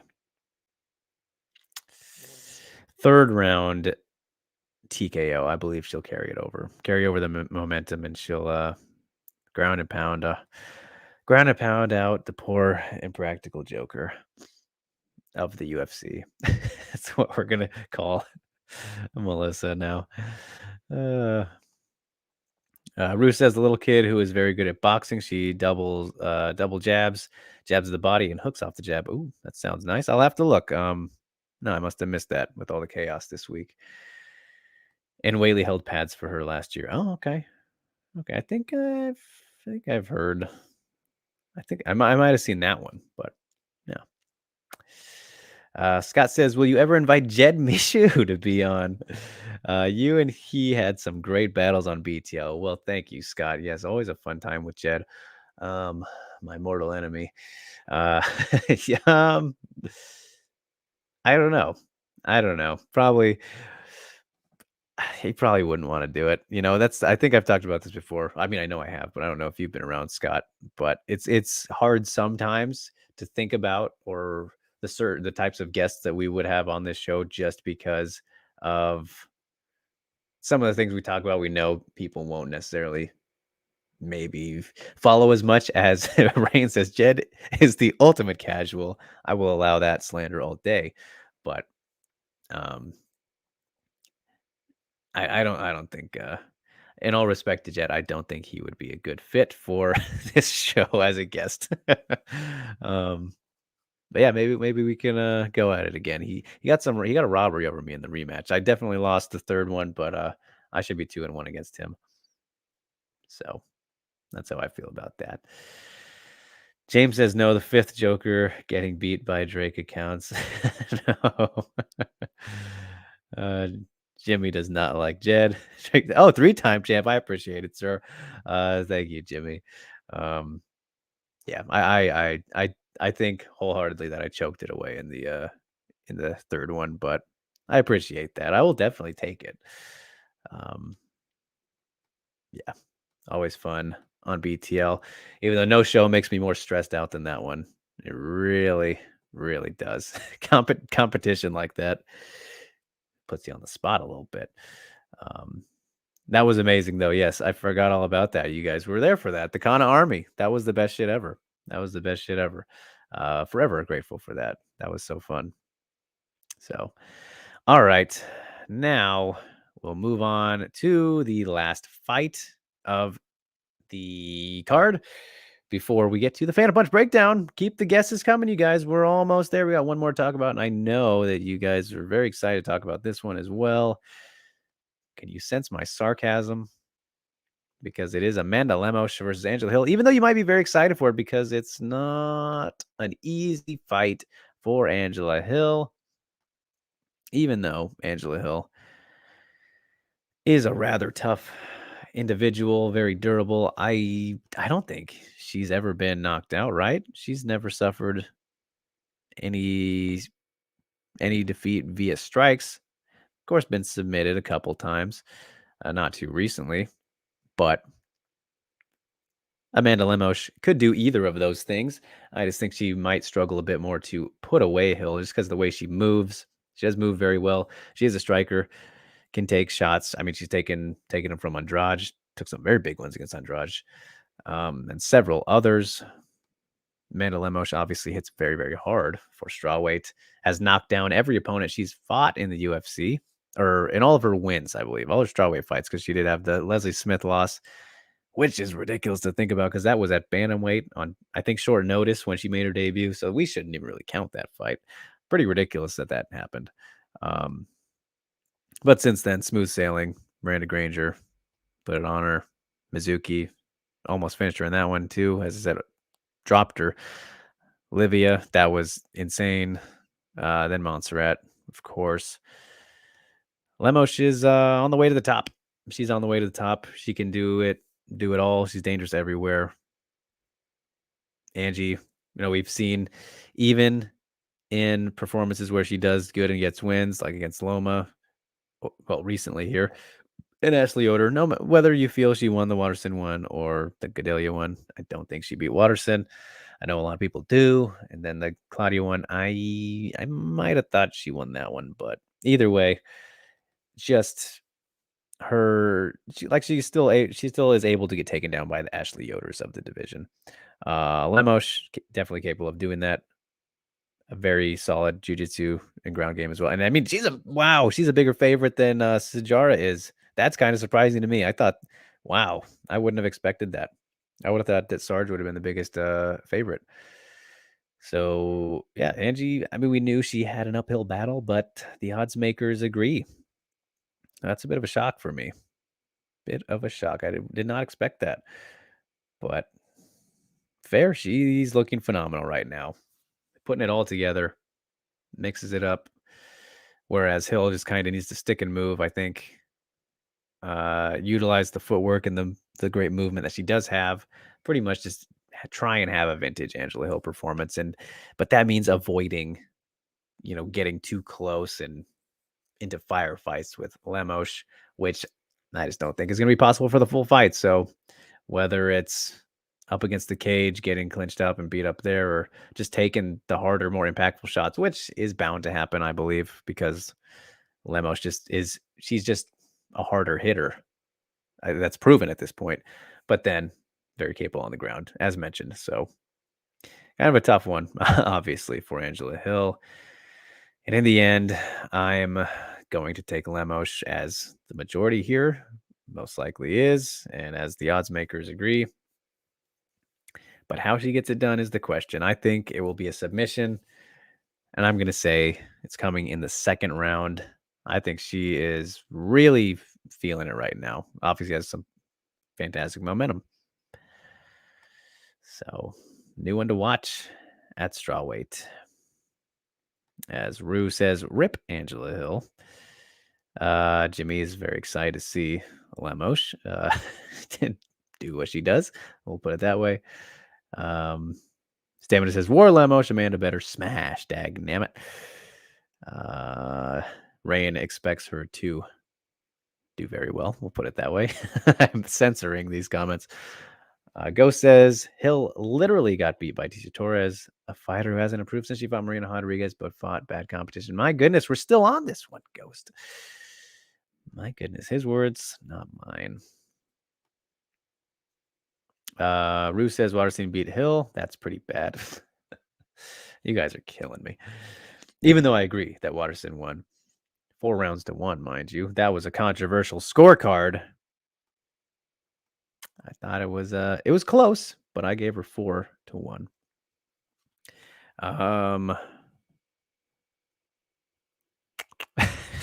God. The boys just are not a fan. So, all right. We'll leave it there. I don't have too much more to add. So, that is the lone strawweight fight of the night. And I accidentally just put on the wrong thing there. All right. So, that's UFC Vegas 45. Really, that's all there is to it. I think we'll get some good notable action out of this event, the final UFC event of the year before Christmas time and the New Year. If you celebrate either of those, I imagine you celebrate the New Year, because who doesn't celebrate the New Year, right?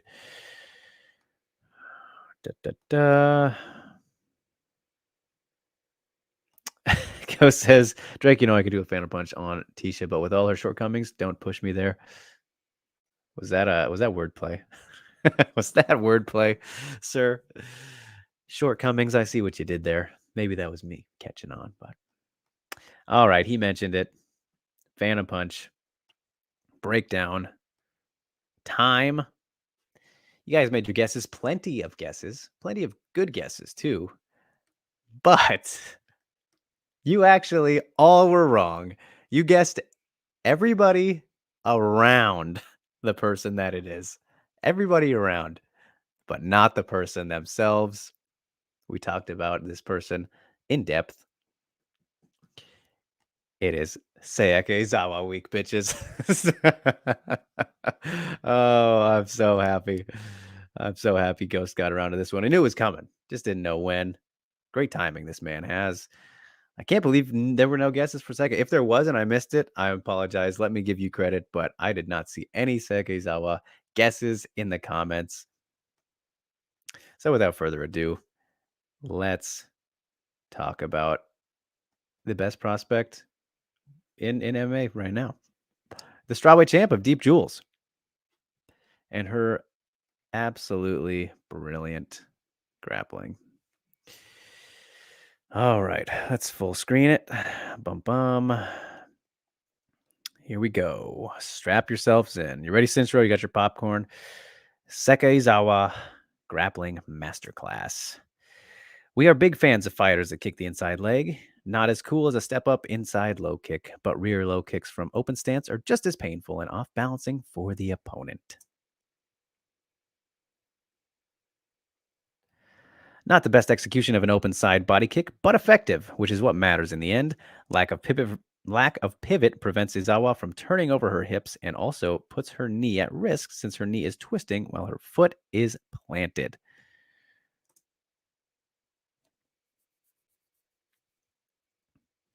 Izawa rolls under the lead hook, punching off any kick is a very intelligent tactic. It's a great way to catch an opponent while they are looking to counter your kicks. Downward elbow quote.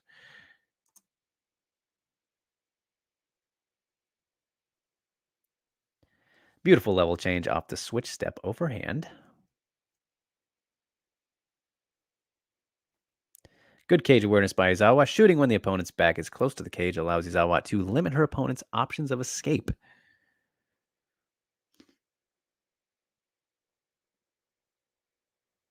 Opponent brings her knee down to the mat with good posture along the fence. This makes it difficult for Izawa to turn the corner and finish her double leg.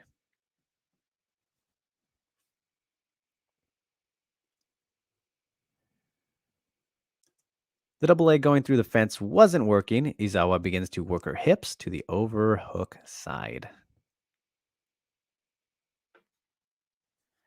Getting the knee behind the opponent's knee is a sneaky adjustment for a double leg along the fence since it creates an improvised fulcrum point.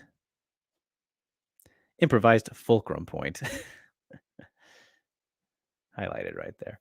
Izawa uses opposing forces along the fulcrum point to complete her double leg. Well, this isn't part of the Kazushi series. This is a Kazushi moment. You love to see it. A little Easter egg, right? You can say that's an Easter egg. Toss it in there. If he didn't spoil it for us, of course. This position is loose for both fighters since both have their base and posture broken. The opponent can still create frames and achieve guard. While Izawa takes her time to secure a top position, the fighter who gets both feet on the ground first, base, will be in control of this position. Feet that are off the ground, no base. In green.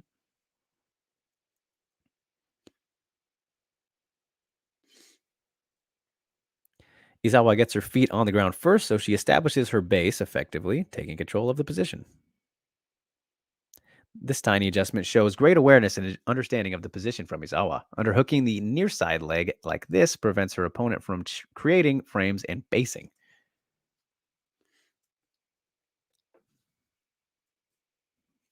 Izawa pushes her opponent to the fence. Now the opponent will have a hard time getting her feet to the mat and is stuck between the fence and Izawa, limiting her options of escape.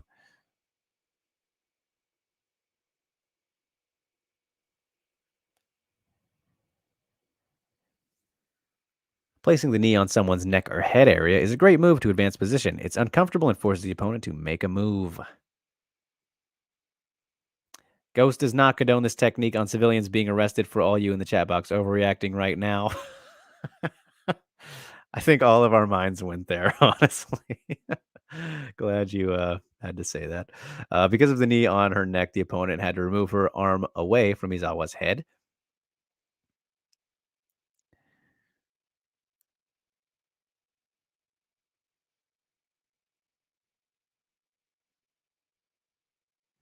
By basing her leg over the opponent's head forces the opponent to try to posture up without a base, allowing Izawa to attack for submission or look to improve the position.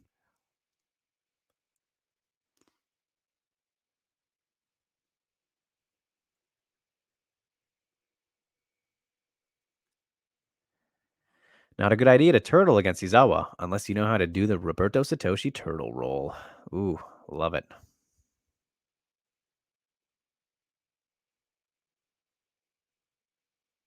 Opponent looks to reestablish her base by tripoding. The problem is Izawa's grips and pressure prevent the opponent from posturing up. Opponent needs to sit back with her hips to get to a base where she can hand fight.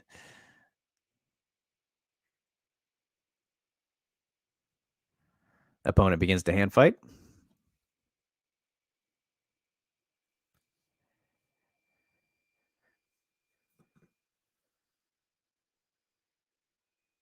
This is a mistake by Izawa. She tries to go for a back take while her opponent has control of her right wrist.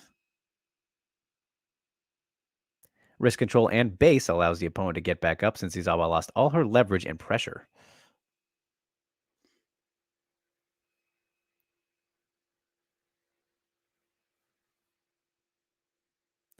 Izawa loses her positional advantage but decides to get compensation by squaring up and creating her hip separation to land brutal knees to the body while the opponent is busy trying to get back up.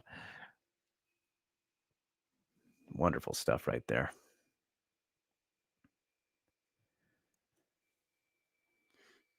Over under clinch with both fighters monitoring each other's far leg.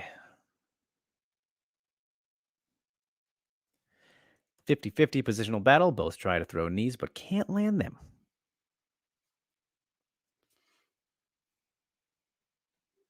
Izawa puts pressure on the underhook of her opponent.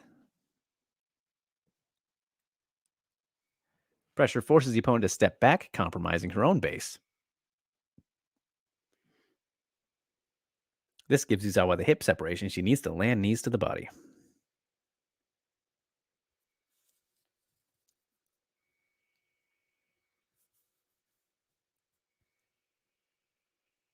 Izawa throws an overhand left while the opponent is attempting to cross frame and has wrist control. The overhand in this position against a fighter who knows how to elbow in the clinch is dangerous since the overhand gives up inside position.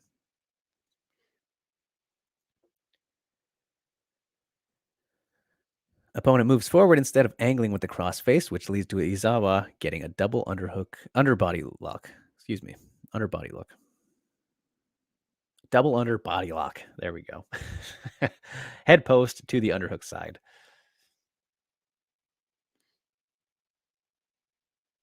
Wide base while the opponent's legs are perpendicular to Izawa's hips. Dominant position for Izawa since she can control opponent's hips and strike at an angle that's difficult to defend.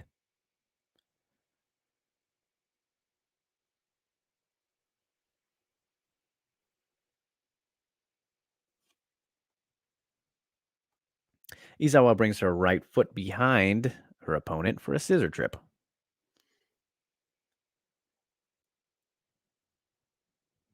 Lovely. Izawa bases her leg towards the fence to fold her opponent with a body lock.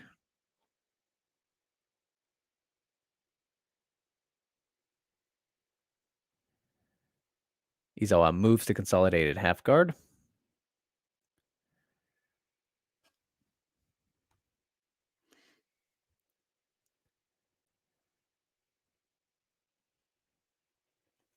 Crafty move. Izawa does a knee cut pass, but doesn't fully pass. Instead, she wedges her left foot on the opponent's grounded leg. This is a trap.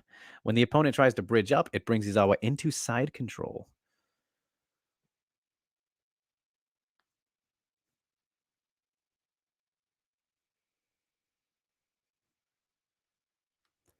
Opponent bridges while Izawa has a wedge in.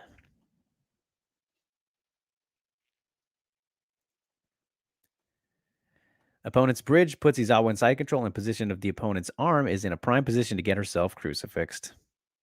No fun.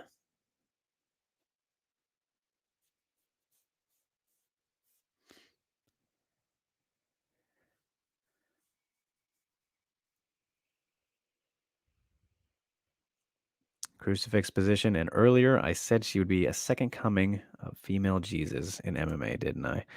Full circle. Izawa gets wrist control to get to crucifix.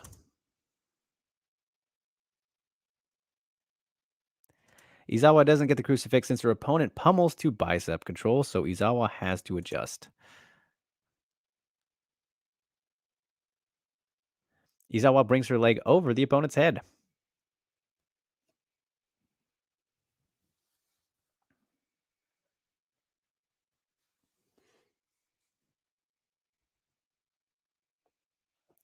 Izawa uses the opposing forces to change the dynamics of the position.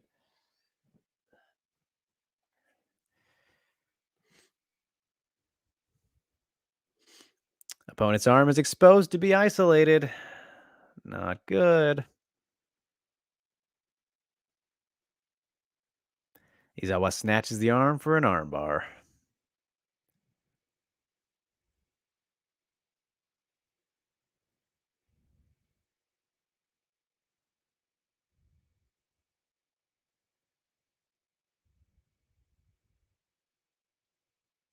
Opponent's basing leg acts as a barrier for Izawa's legs that prevents Izawa from finishing the armbar.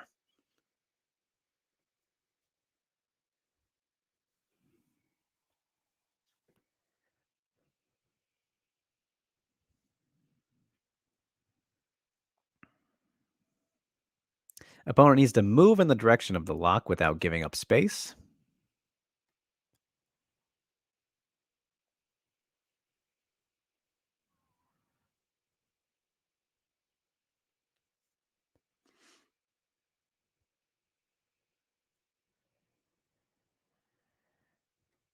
Opponent bases backwards, which gives Izawa the space to adjust her lock.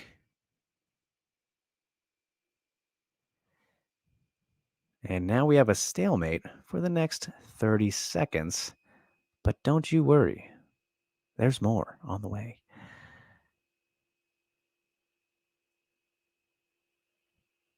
Just a little bit of Twister. It's no big deal. quick game of Twister here in between the fight.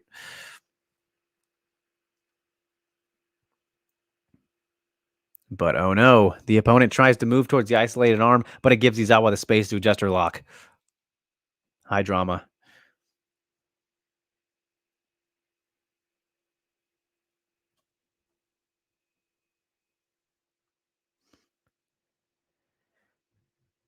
Uh-oh.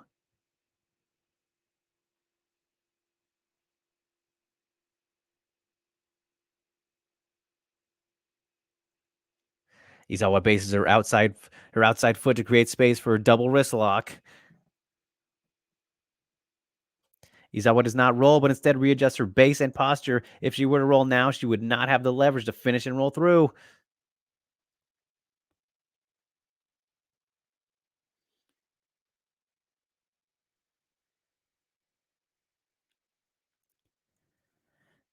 Izawa starts to roll as soon as she gets her base pointing in the direction of the roll. Oh no. Opposing forces can destroy the elbow articulating structure since the elbow has become an improvised fulcrum point. Oh, God. I'm going to tap. Oh, man. First of all, one of my favorite performances of this year. What a title win for Sekizawa over Miki Matono right there in their rematch. Beautiful, beautiful stuff. As Go says, since the chat has been asking why did they do Hamasaki versus Izawa instead of Oshima versus Izawa, so I'll ask a different question. Thank you, Ghost. What is the more advantageous for Izawa's overwhelming style of grappling? The cage or the ring? That, my friend, is an excellent question. As I bring myself back on, not on screen. There we are. Turn the camera back on. Great question, Ghost. I think having watched Seika's career to this point, I know she doesn't have that many fights, right? It's like 5 or 6. I've already forgotten. I'm all over the place. You know me. I think all of her fights have been in the cage. I don't think she's fought in the ring. So you can't really say which is better for her. I mean, I guess you can because we don't know how the ring is, but just assuming how it would be off of what we've seen from her, I think the cage she's definitely a better cage fighter, at least for her style. You know, we see her get up against push pressure people against the cage a lot. We just saw it right there, right? And we've seen it many times. It was in the Siwoo Park fight, her last one, her atomweight debut. If you guys haven't seen that yet, it is on YouTube now. Please check it out. I implore you to. Great performance from her. Yeah, I think just how aggressive she is with it, her overwhelming style of grappling, like you said, the cage benefits her a bit more, having that stability to fall back on with the form of a chain link fence, right? Rather than ropes. She might be, spearing some bitches out of the ring.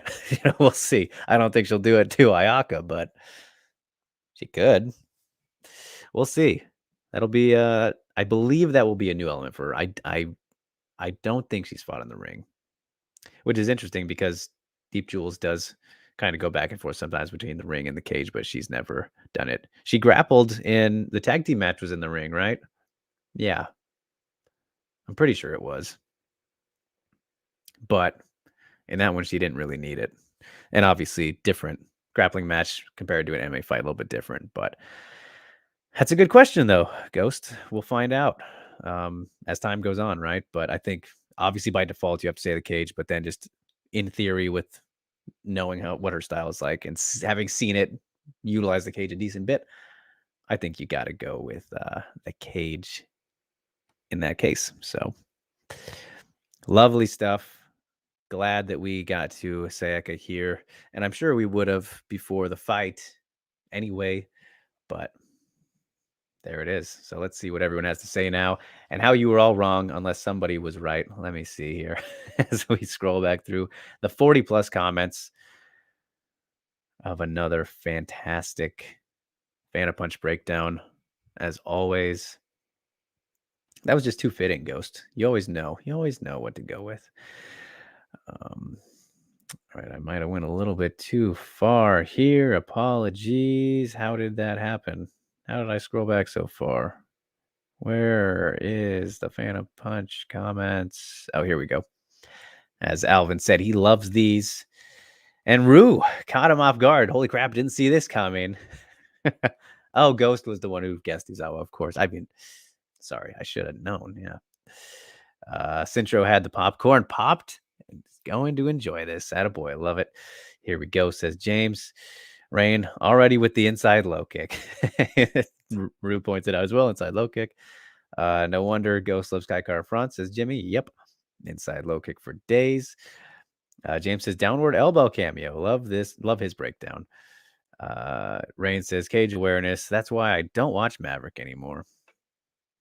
Womp. Rue says a great review of this fight, the only one on YouTube. Oh, from Downward Elbow, that was the same thing. See, I don't follow really any of those guys, so I'll have to check that out though, just to see. Always happy to consume some more Seka content or whatever it may be. Rain says, "Ha, I didn't Chuck try to review this fight, but yeah, this actually goes through the techniques implied instead of just complaining." Well, okay, I apologize, Chuck, if you see that. I didn't mean to read an offensive comment to you. Too late now. You got me again, Rain. See, I should probably scan over these a bit better before I look at them, but either way, James says, we were going to get canceled. And then Jimmy said, no, Ghost, why'd you go there? You know what he's referring to. Oh, and yeah, Rue says, Ghost with a political comment. We are getting canceled. Jimmy says, I love Roberto Satoshi. How can you not? How can you not? Yeah, hopefully we don't get canceled. Centro says, I cannot believe Ghost went there. Jin says, those knees are brutal. Rain says, base posture connection, pressure every week. Key elements, man. Rue says, did Ghost just throw shade since the opponent doesn't know how to elbow? I'm sure that was a slide jab. Centro says, consolidation. Love that word. Rain says, haven't seen a scissor trip since TJ Dillashaw. All right. Jimmy says, I don't know if Izawa can do this to Hamasaki. That's the big question. And he says, ooh, that was slick passing with the opponent bridges. While the opponent bridges. Indeed. Rain says, nice passing. Rue says, nice Drake Crucifix Jesus reference. I had to tie it all together, man, you know? I'm all about going full circle. Rain says, I think these really do make me a snob as a fan. I think I've noticed the evolution over these last 20 weeks, Rain. I think I can agree that it has. No offense, though. That's not meant to be offensive. Jimmy says, Ghost is really going into detail with this one. Love it. Oh, yeah. Jin says he's out with the arm snatcher. Goddamn right. Rue says he doesn't see this position often. Rain says these positions are getting complicated thanks to Ghost explaining them, so I know what's going on. Yeah, it was you definitely don't really see what we saw in that fight all too often in terms of like that, especially the finishing sequence. That's why I thought it was so brilliant. And Ghost just showed us why there. She's just a methodical killer on the ground. You know, any opening, gonna take it. Stalemates. Jimmy and Jin, all about the stalemate. Who says, is Ghost using chess references again? Stalemate. Jimmy says, the details of this. Sintra says, oh, that was so nasty. Jin says that was a slick transition. Jimmy says, nice armbar from the roll. Jimmy says, Ghost is anticipating the chat's responses. Hilarious. James says, I cannot believe Ghost can anticipate the chat's words. I know, right? Rain says the armbar was so nice. I mean, you guys can't be surprised after how long we've been doing this now. Alvin says, as always, great breakdown, Mr. Phantom. Wishing Hamasaki and Izawa the best. Oh, yes, indeed. Alvin says, I love that armbar from Izawa and that she didn't hurt her opponent too badly. As long as both competitors get out safe, everyone is happy. I love it. Yes, for sure, man. Yep. The beauty of the art, right? Bruce says, how does Ghost know what we're thinking? Jin says, seriously, like Ghost can see the future. When did you make this, Ghost? He said he made it on Friday. So, all right. Yeah. Pretty fresh. Pretty fresh. Jimmy says, do we need a timeout, Rain? I mean, no. I mean, just maybe I need to be better about catching those. It's Steve usually he's helped me out with that in the past. When he gets there, I think it's fair. Ghost says, I wonder how Izawa will do in the cage since the fence allows her to go all out. Right. We'll do. I'm assuming you mean in the ring. Yeah, she might push Hamasaki out of the ring. Yeah, that's what I was saying, man. It will be interesting.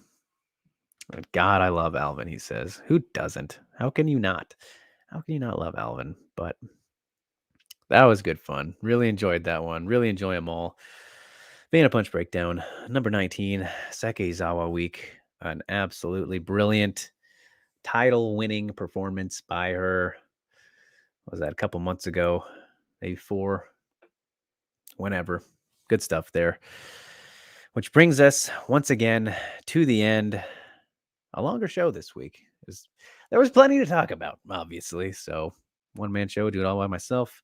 Appreciate you guys so much for tuning in, as always, taking the time, hanging out here, just trying to provide you with all the updates and good vibes and thought out thoughts when it comes to the ladies of the sport. So, don't forget, follow us, like, share, and subscribe. Audio only versions now on Anchor and Spotify. You know this already. We've had them up for plenty of time now. You can just search WMMA Today and they'll show up on Google, or the links are in the description. At Drakers _ at Steve K _MMA, at the Scrap News. Get on it if you haven't for whatever reason.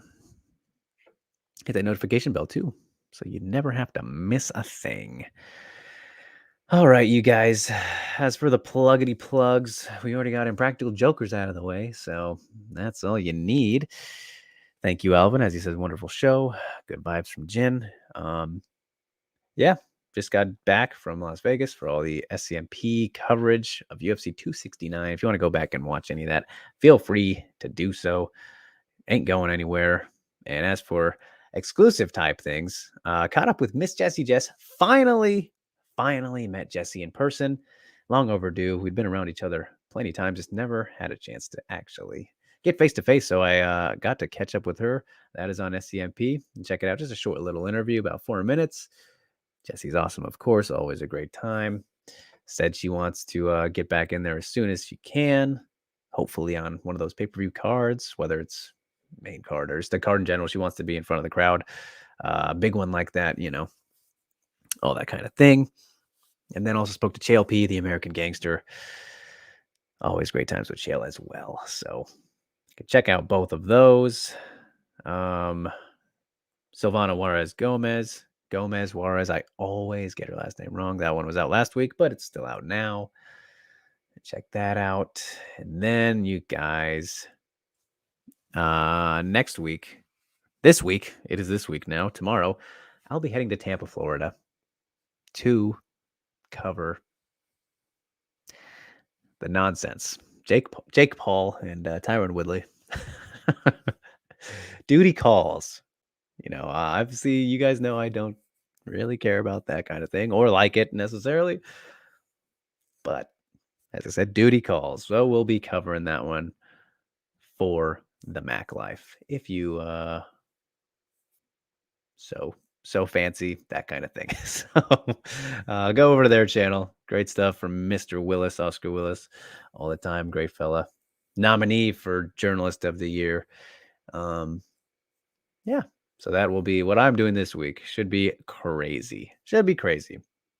As James asks before we leave, how do we get Drake to interview Whaley? Good question. I'll have to see what I can do to get to chat with Whaley again. Been too long. I would love to. I would love nothing more. Hey, she's got new management now, so my chances are definitely better. Again, even though she was with Sucker Punch when I talked to her the first time, she wasn't, as big of a star yet. So she was more accessible. She was easier to respond, I guess. I don't know. But she has not responded to me too recently when I've gone directly. So I'll have to try and get in touch with the new management. But don't you worry. I would love nothing more than to talk to Whaley again. Yeah. So go ahead. Try and help me out, you guys. If you want to make a push for it, I won't stop you. But Jimmy says, yeah, when am I? I don't know. Stamina says you're on duty. Only duty is to quietly simp on Amanda Serrano on my behalf, Drake. F that other noise. I mean, that if there is anything, I guess, but Jin and Rue were not happy for that comment. Yeah, as good as Serrano is as a fighter, she's obviously had a little bit of some problematic issues, I guess you could say, in the past. So we won't get into that now. If you know, you know. If you don't, we could do some research. But interesting that she's continuing along with the thing too. So, all right, you guys, we will leave it off there. Appreciate all of you so much.